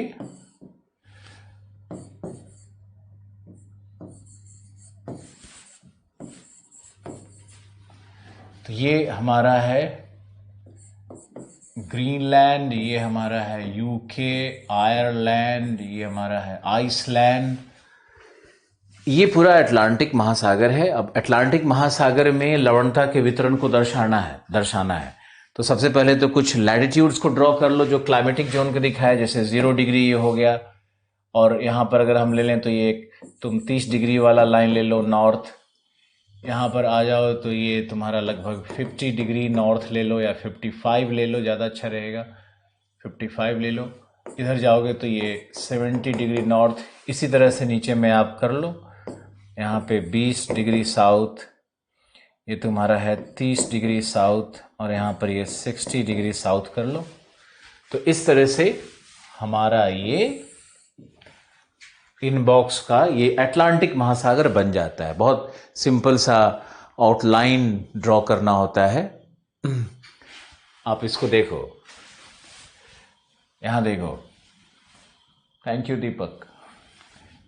अब हम लोगों को कैसे ड्रॉ करना है, अगर मान लो एनसीईआरटी के मैथ में देखोगे लवणता का वितरण दिखाया गया है, या बुक्स में देखोगे तो बड़ा ही कॉम्प्लेक्स है, कौन सा लाइन कैसे ड्रॉ करें, समस्या आती है, स्टूडेंट याद भी नहीं रख पाता है और बहुत मेहनत भी लगेगा। इससे अच्छा है कि आप हमारे मेथड को फॉलो करो। उतना एक्यूरेट नहीं है, लेकिन एग्जामिनेशन के कंडीशन के लिए आपको तैयार होना है। आपको विद्वान तो बनना नहीं है, आपको चाहिए कि 15, 20, 30 सेकंड में कैसे हम एक पूरा मैप बना करके और कैसे सब कुछ डाल दें। हमारा साउथ अमेरिका ये सब कुछ परफेक्ट नहीं है, मैंने पूरा ड्रॉ भी नहीं किया। आप देखो कि बिल्कुल हाफ डायग्राम है, तो ऐसे ही हाफ कट डायग्राम आपको बनाना चाहिए, न कि पूरा डायग्राम बनाने की कोशिश करना है आपको। बल्कि अगर ये लाइन हम यहीं तक ड्रॉ करें तो और भी उचित है, और भी उचित है। और इस भाग को हटा देंगे तो इसमें क्या प्रॉब्लम है बताओ, इतना लंबा खींचने की कोई जरूरत ही नहीं थी, ये पार्ट भी बेकार ही था हमारा। तो देखो यहाँ पे ऐसे हम लोग कनेक्ट करके शो कर सकते हैं, इस तरह से शो हो सकता है, इस तरह से हो सकता है। अब देखिए, सबसे पहले क्या करेंगे कि अटलांटिक, उत्तरी अटलांटिक का जो ये ट्रॉपिकल भाग है, यहाँ पे 37 पार्ट्स पर 1000 लवणता था और यहाँ पर 36 पार्ट्स पर 1000 लवणता था। ये दोनों पॉइंट को हम लोग ले लेंगे। सबसे पहले जो मैक्सिमा है उसको हम लोग ले लेते हैं, ओके। फिर इसके अगर 36 इस केंद्र में है तो इसके आसपास क्या होगा 35, फिर उसके आसपास क्या होगा 34 और उसके आसपास क्या होना चाहिए इधर 33। इस तरह से ये बनेगा। अब देखो यहां पे चूंकि कोल्ड धाराएं हैं तो यहां पर भी जो 33 वाला लाइन है यही इधर आ जाता है, तो यहां भी लगभग 34, 33 ही मिलेगा। ये लाइन ऐसे तुम ड्रॉ कर सकते हो। यहां विषुवत पे आप जाओगे तो यहां पर जो हमने ये दिखाया है 34 ही है, विषुवत पे आपको याद होगा 34 है, 34, 35 ऐसे ही बढ़ता है, 36 फिर घटना शुरू हो जाता है। और यहां बीच में अगर आप और डालना चाहो तो एक 36.5 का डाल दो। दक्षिणी गोलार्ध तो हो गया, कितना आसान है, मैंने सरल कर दिया है। अब यहां भी आओगे तो ये 34.5 पार्ट्स पर 1000 वाला लाइन है। अब यहां से ऐसे आओगे तो ये तुम्हारा 35 पार्ट्स पर 1000 वाला लाइन मिलेगा। फिर इधर से और आओगे, इधर से ऐसे, तो ये तुम्हारा 34 पार्ट्स पर 1000 का लाइन ऐसे मिलेगा। अब ऊपर में जाओगे तो यही हो जाएगा 33, फिर 31, इस तरह से ये डिस्ट्रीब्यूशन। इधर आओगे तो ये भी है 31 क्योंकि यहाँ भी कोल्ड करंट से, इधर भी है 31 कोल्ड करंट से। इस तरह से आप दिखा सकते हो। और यहाँ जो ये घूम रहा है ये भी वही है 34, यहाँ भी कोल्ड करंट से 34। तो ये इस तरह से आप लवणता को दर्शा सकते हो। और ये कितना सरल मेथड है, दो मैक्सिमा को पकड़ लो, उसके आसपास रिंग्स को डेवलप कर दो। कितना लोग समझा, जल्दी जवाब दो मुझे, बताओ मुझे।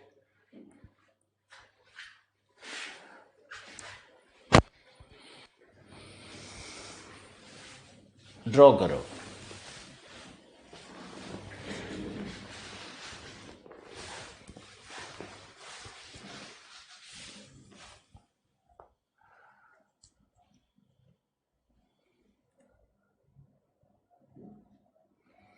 आदेश, तुम्हारा जो क्वेश्चन है ना, ये इसका जवाब जियोमॉर्फोलॉजी में देंगे। अर्थ के इंटीरियर में जाने पे डेंसिटी बढ़ती है और तापमान भी बढ़ता है, क्योंकि अध्यारोपित भार भी बढ़ते चला जाता है ना, प्रेशर का भी वहाँ फंक्शन है। अध्यारोपित भार, चट्टानों का भार पृथ्वी के केंद्र पे बढ़ते चला जाता है, तो डेंसिटी को वो बढ़ा देता है।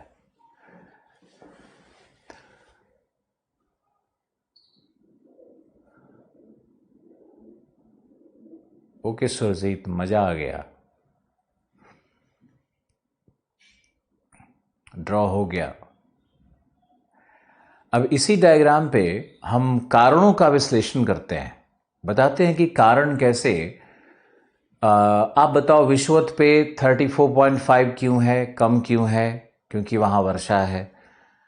ट्रॉपिक्स पे उच्च क्यों है? क्योंकि वहां वर्षाहीनता है, तापमान ज्यादा है, वाष्पीकरण है, व्यापारिक पवन भी वहां पे बहुत तीव्र है। फिर आप देखोगे तो आगे जाकर के मैंने सब लिखवा दिया है। लवणता ऊपर की ओर ध्रुवों की ओर घट रही है, दक्षिणी गोलार्ध में थोड़ा कम घटता है। कारण क्या है? क्योंकि उत्तरी गोलार्ध में नदियां और हिमजल का मिश्रण ज्यादा हो रहा है, उत्तरी गोलार्ध में थल उपस्थित हैं। बहुत ही सिंपल है।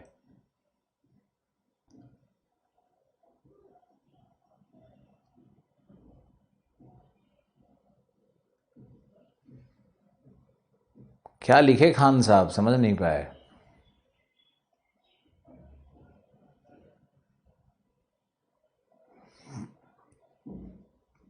अच्छा, डीवी प्लेयर छाप, डीवी प्लेयर जैसे बनना हुआ है। ओके,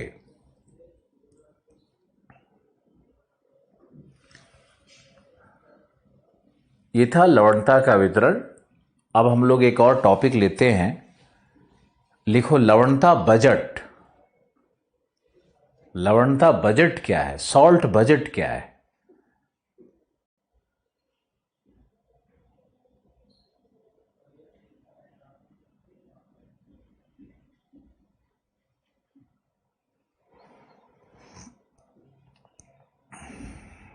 अग्रवाल जी लिख रहे हैं कॉन्सेप्ट इजी हो गया। बिल्कुल इजी हो गया। और सब लोग ज्योग्राफी को एंजॉय करो और सीखते रहो, रेगुलर रहो। और जितना रोज पढ़ाया जाए ना, उसको कम से कम पढ़ो और उसको लिखो। बहुत ज़्यादा भटकने नहीं देंगे तुमको हम। बहुत कम भटकना है। मेरे क्लासेस के अतिरिक्त आपको बहुत कम भार होगा, 5-10% का ही भार देंगे। ओके, अब लिखो सॉल्ट बजट क्या है, लवणता बजट क्या है? लिखिए।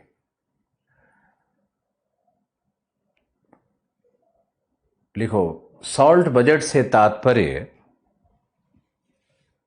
सॉल्ट बजट से तात्पर्य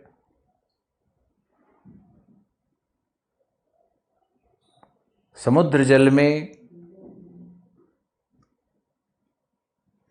addition and subtraction of salt के इक्विलिब्रियम से है। सॉल्ट बजट से तात्पर्य समुद्र जल में लवणों की कुल प्राप्ति एवं ह्रास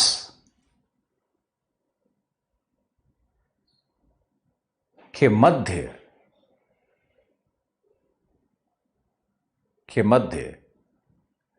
के संतुलन से है।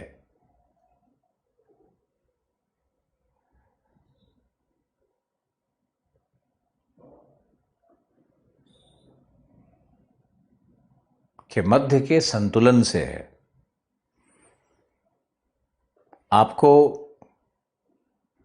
जो हमने बताया, अटलांटिक का बताया, तो अटलांटिक के आधार पर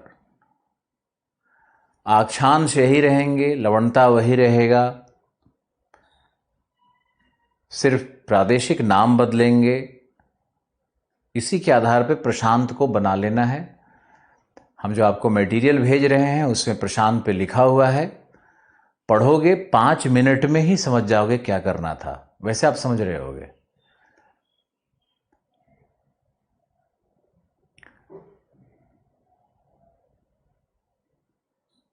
ओके, अब लिखो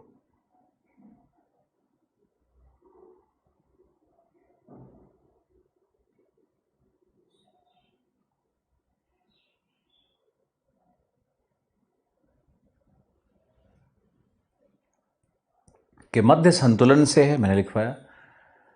लिखो लवणता बजट के अंतर्गत उन सभी क्रियाविधियों एवं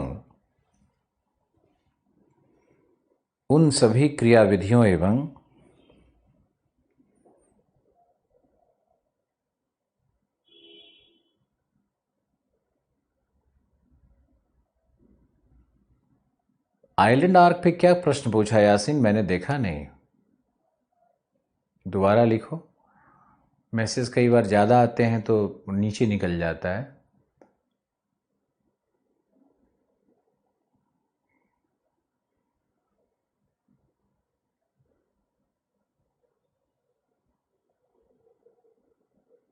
हम्म।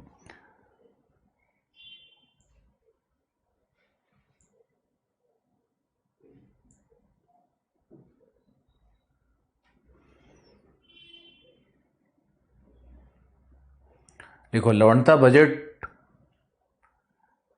से तात्पर्य उन सभी क्रियाविधियों एवं प्रक्रियाओं से है जिसके द्वारा समुद्र में या समुद्र जल में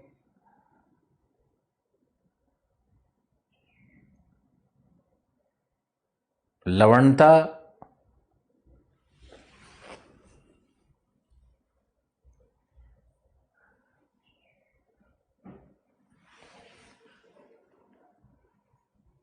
की मात्रा में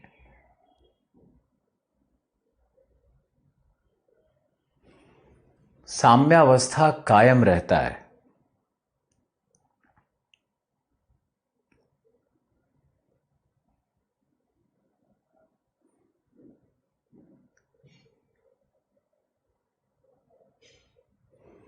लिखो, स्थिर अनुपात नियम के अनुसार, लॉ ऑफ कांस्टेंट प्रोपोर्शन के अनुसार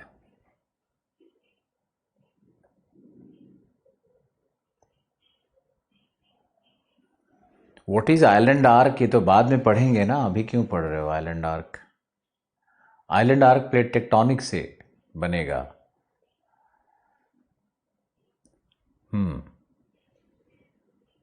क्या लिखवाया?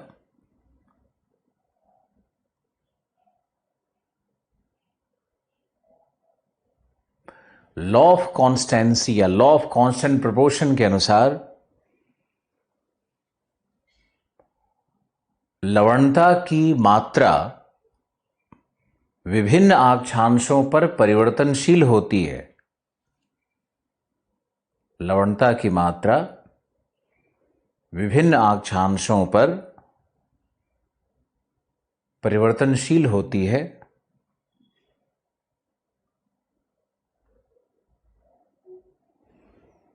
परंतु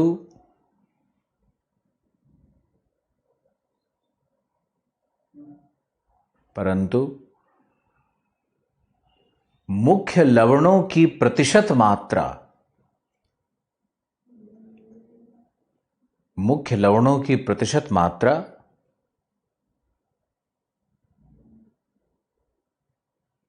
सर्वतः, सभी जगह सर्वतः नियत होती है। सर्वतः नियत होती है।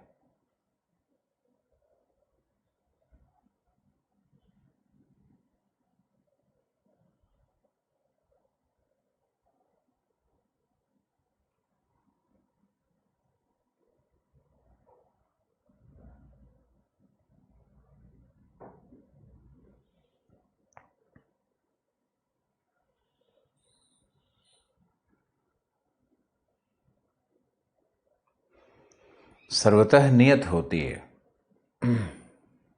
अब लिखो आगे, लिखो,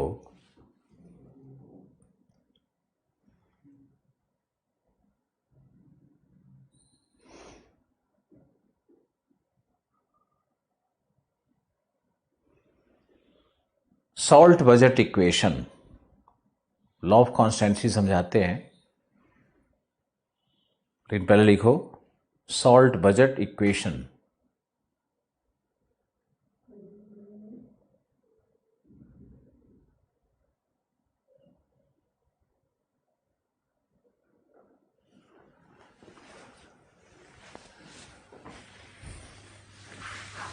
टाइम क्या हो गया मेरा?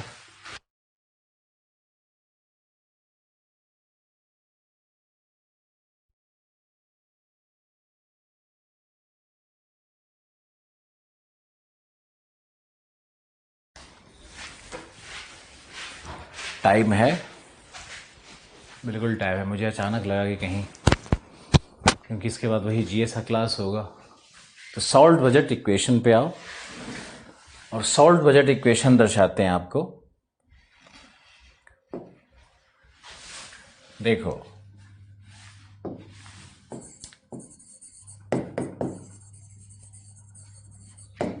Salt budget equation, salt budget equation में आइए। तो सिग्मा का मतलब होता है summation quantum of addition of salt, quantum of addition of salt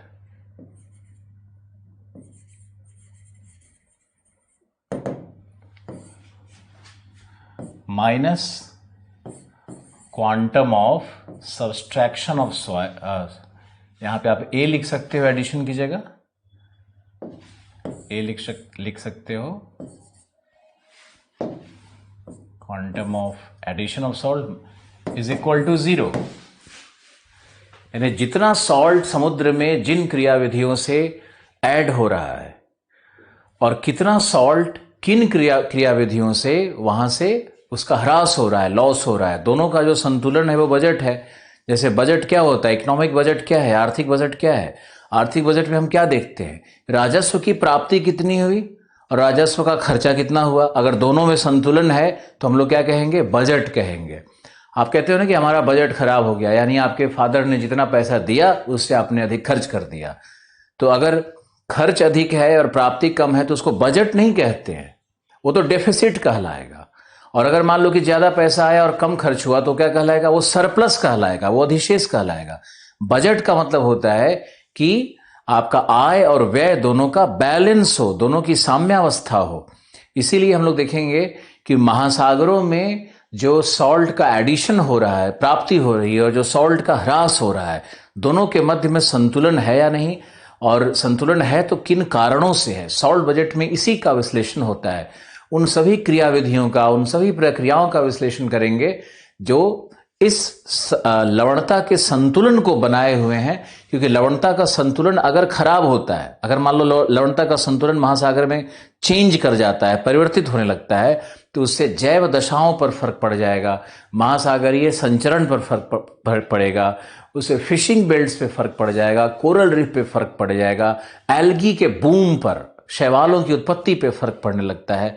तो उससे बड़ा अंतर उत्पन्न होता है। ये विषय इसीलिए महत्वपूर्ण हो रहा है आपके लिए क्योंकि क्लाइमेट चेंज, ग्लोबल वार्मिंग के दौर में ये सॉल्ट बजट में कहीं न कहीं इम्बैलेंस, असंतुलन की दशा बन रही है, और इसी असंतुलन के कारण ये विषय सिलेबस में ऐड भी किया गया है। तो हम लोग इस विषय को ग्लोबल वार्मिंग के कॉन्टेक्स्ट में भी पढ़ेंगे, सिर्फ इक्वेशन नहीं पढ़ेंगे, ग्लोबल वार्मिंग से रिलेट करना है इसको।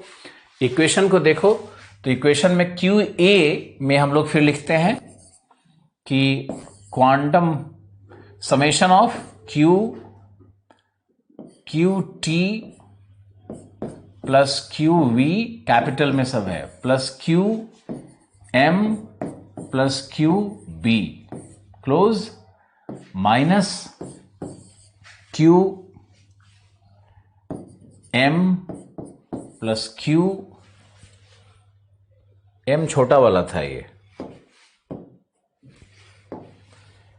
Q M plus Q B छोटा वाला, प्लस क्यू वी छोटा, plus Q I is equal to 0।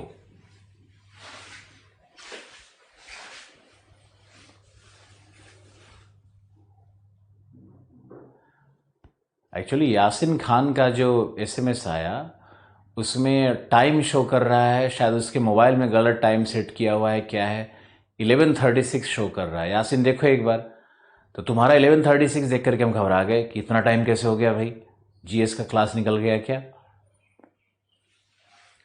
Okay, यहां देखो ये जो हमारा इक्वेशन है, अब लिखो आप क्यू टी क्या है। टी का मतलब है टेरेस्ट्रियल, लिखो पार्थिव क्यू टी डैश, पार्थिव कारक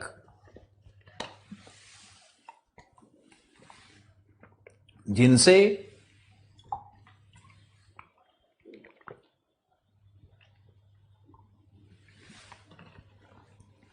लवणता की प्राप्ति हो रही है,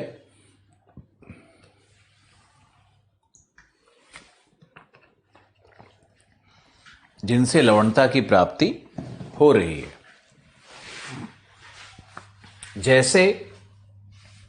जैसे क्यूटी में क्या होगा, जैसे होगा नदी, पवन, भौमजल, तरंगें, हिमनद।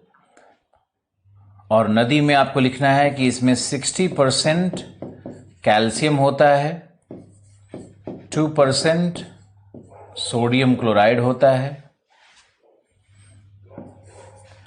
फिर आपको लिखना है कि यह महासागरीय लवणता का प्रमुख कारक है। नदी महासागरीय लवणता का प्रमुख कारक है और लगभग 97% लवणता 97% लवणता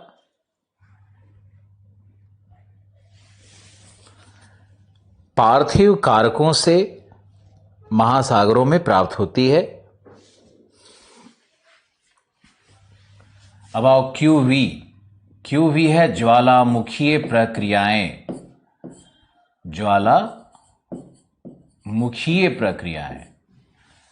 ज्वालामुखीय प्रक्रियाओं से प्राप्त लवणता की मात्रा। ज्वालामुखीय प्रक्रियाएं दो प्रकार की होंगी। पहला होगा फिर से वही थल और जल के अंदर में, तो पहला होगा पार्थिव ज्वालामुखी, जो कि भूतल पे होते हैं, महाद्वीपों पे होते हैं। इसको आप महाद्वीपीय भी लिख सकते हो, महाद्वीपीय है। और दूसरा ज्वालामुखी है जो कि अंतः समुद्री कहलाएगा, अंतः समुद्री। अब अंतः समुद्री ज्वालामुखी का मतलब है जो महासागर के नीतल पर ज्वालामुखी फट रहे हैं उनसे। अंतः समुद्री में आएगा आयोडीन, ब्रोमीन,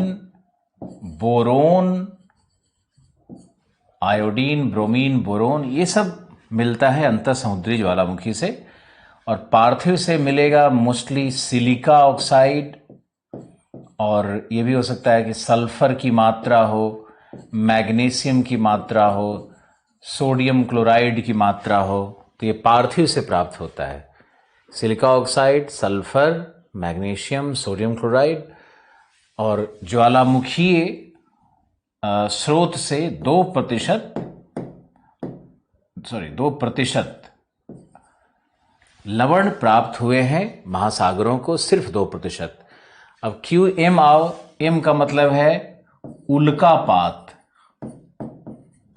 ये उल्कापात है, तो उल्कापात में होता है Fe2O3 होता है।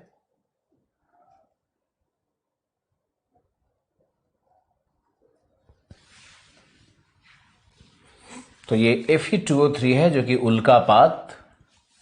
अब यहां देखना है कि उल्कापात से ये बहुत ही कम मात्रा में होता है, ये 0.01% मात्र है। पूरे जो महासागर में लवण है वो उल्का क्या होता है, मीटियोर्स होता है ना। मीटियोर्स जब मेसोस्फेयर से क्रॉस करेगा, मध्यमंडल से क्रॉस करेगा वायुमंडल के, तब उसको हम लोग मीटियोराइट्स कहते हैं। तो यह प्रत्येक क्षण लगभग मीटियोरिक शावर हो रहा है और बहुत ही सूक्ष्म कण डस्ट गिरते रहता है ओशियन में, और कई बिलियन वर्ष में गिर करके वो भी लवण के रूप में प्राप्त होता है। तो ये है QM। अब QB है बायोलॉजिकल फैक्टर्स, जैविक क्रियाओं से प्राप्त। तो जैविक क्रियाओं से सबसे ज्यादा क्या प्राप्त होगा, कैल्शियम कार्बोनेट, और एक वो भी होता है आयोडीन। ब्राउन एल्गी है, ब्राउन एल्गी, उससे मिलता है आयोडीन। फिर है ब्लू ग्रीन एल्गी या साइनोबैक्टीरियम कहते हैं जिसको, ब्लू ग्रीन एल्गी है, तो ब्लू ग्रीन एल्गी से मिलता है वही सोडियम और कैल्शियम, इस तरह के लवण मिलते हैं। जैविक जीव होते हैं ना, वो सिक्रीट करते हैं अपने बॉडी से, सिक्रीट करते हैं यानी उत्सर्जित करते हैं कैल्शियम को, चूने को, आयोडीन को। जैसे ब्राउन एल्गी आयोडीन करता है, ब्लू ग्रीन एल्गी सोडियम और कैल्शियम करता है। ये आपको याद रखना है, ये सब पीटी में भी पूछ सकता है। तो क्यूबी जो है ना वो लगभग 1% मात्रा क्यूबी की होती है। तो हम यहां देखेंगे तो 100% जो एडिशन ऑफ सॉल्ट हो रहा है उसका ये पूरा कॉन्फ़िगरेशन है, उसी का ये पूरा स्ट्रक्चर है, संरचना आप देख रहे हो। अब आइए देखते हैं कि सॉल्ट बजट में सब्सट्रैक्शन कैसे हो रहा है, सॉल्ट का ह्रास कैसे हो रहा है। सॉल्ट का ह्रास में भी उस इक्वेशन में 4 शब्द दिख रहे हैं। अब इन चारों शब्दों की विवेचना करनी है आपको कि भाई 4 शब्द कौन कौन से हैं ये। अब देखिए, तो क्यू का मतलब है मैन। मैन मतलब, मैन तो बेचारा बदनाम है, ज्यादातर सॉल्ट तो महिलाएं खाती हैं। तो ये मैन में इंटायर ह्यूमैनिटी को इंक्लूड किया गया है। तो मैन का एक इक्वेशन तुमको हम देते हैं, थोड़ा कल्पना करके देखो कि 8 बिलियन पॉपुलेशन हो चुका है। अब 8 बिलियन लोग प्रतिदिन यदि 50 ग्राम नमक भी खाते हैं तो कितना टन में ये खपत होगा, कल्पना करके देखो। और 50 ग्राम अगर हम भारतीयों के परिप्रेक्ष्य में देखेंगे तो 50 ग्राम नमक तो भारतीय मूंगफली और मिर्च के साथ एक ही बार में खा जाते हैं, और बाकी जो है दिन में तो है ही। तो आप 1.5 बिलियन का अलग से बना लो, कम से कम 100 ग्राम, 150-200 ग्राम नमक पर डे कंजम्पशन चल रहा है यहाँ पे। तो ये देखो, एक कोई भी गरीब को देखोगे खाते हुए तो नमक मिर्च अलग से रखता है, इतना पूरा नमक मिर्च खा जाता है वो। 3 बार खाया, 4 बार खाया तो कितना नमक खा गया। तो पूरा इक्वेशन में हम लोग देखेंगे ना, तो जो मैन है ये लगभग 99% यही अकेले कंजम्पशन करता है सॉल्ट को और एक्सट्रैक्शन करता है। अब मैन में और समझना है कि आपको टेबल सॉल्ट के रूप में यूज करेगा, ये खाएगा। इसके अलावा ये फर्टिलाइजर इंडस्ट्री में यूज करेगा, फर्टिलाइजर, फिर ये केमिकल इंडस्ट्री में भी यूज करेगा। तो इस तरह से कई उपयोगिता है मैन के लिए। तो मैन सॉल्ट का एक्सट्रैक्शन करता है, कई बार तो ये सीधे सीधे कैल्शियम कार्बोनेट रॉक से लेकर के सबको निकाल लेता है। अब बी में आओ, बी का मतलब है जैविक क्रियाओं के द्वारा। जो जीव नमक का कंजम्पशन करते हैं और अपने बॉडी में वो कवच बनाते हैं, तो कवचधारी जीव नमक का त्याग नहीं करते हैं, वो नमक को ग्रहण कर लेते हैं। ये लगभग 1% के आसपास आता है।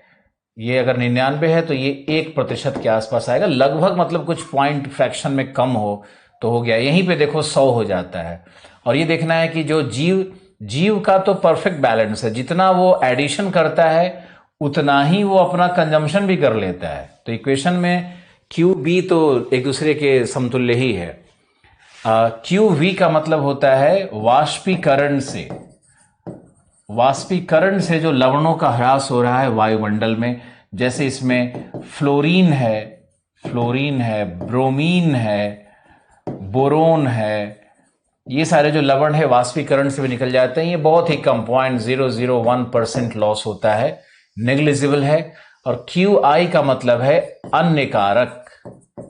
आई एक वेरिएबल है जो अन्य कारक को दर्शाता है।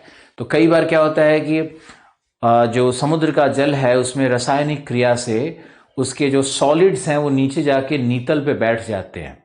रासायनिक क्रिया के बाद जो अवक्षेप होते हैं, अवक्षेप समझते हो ना, या वाष्पीकरण कहीं कहीं समुद्र में बढ़ता है तो उसका जो सॉल्ट है वो जम करके नीचे बैठ जाता है, उसको इवेपोराइट्स कहते हैं। तो हम लोग क्यू आई में 2 चीजों को तो कम से कम रख ही लें। पहला है इवेपोराइट्स, जो वाष्पीकरण के बाद शेष रह जाता है, इवेपोराइट्स, और दूसरा है प्रिसिपिटेट्स, जो कि अवक्षेप कहलाते हैं। ये अवक्षेप कहलाता है और यह है वाष्पीकृत होने के बाद जो ठोस शेष रह जाता है। जैसे एक उदाहरण देते हैं आपको कि ये जो लेक है राजस्थान में, सांबर लेक, उसका सारा पानी, ये टेथिस का रेमिनेंट है, उसी का अवशेष है, और सारा पानी उसका इवेपोरेट कर गया। अब पानी सारा इवेपोरेट कर गया तो क्या शेष रह गया? वो जो रह गया शेष सॉलिड नमक के रूप में या जो भी है, उसी को इवेपोराइट्स कहते हैं। नमक इंडिया में लाइफ का इंपॉर्टेंट पार्ट है हर्षित।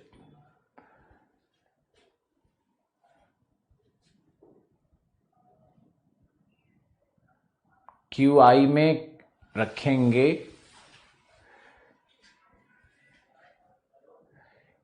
QM के एलिमेंट्स को पढ़ दीजिए।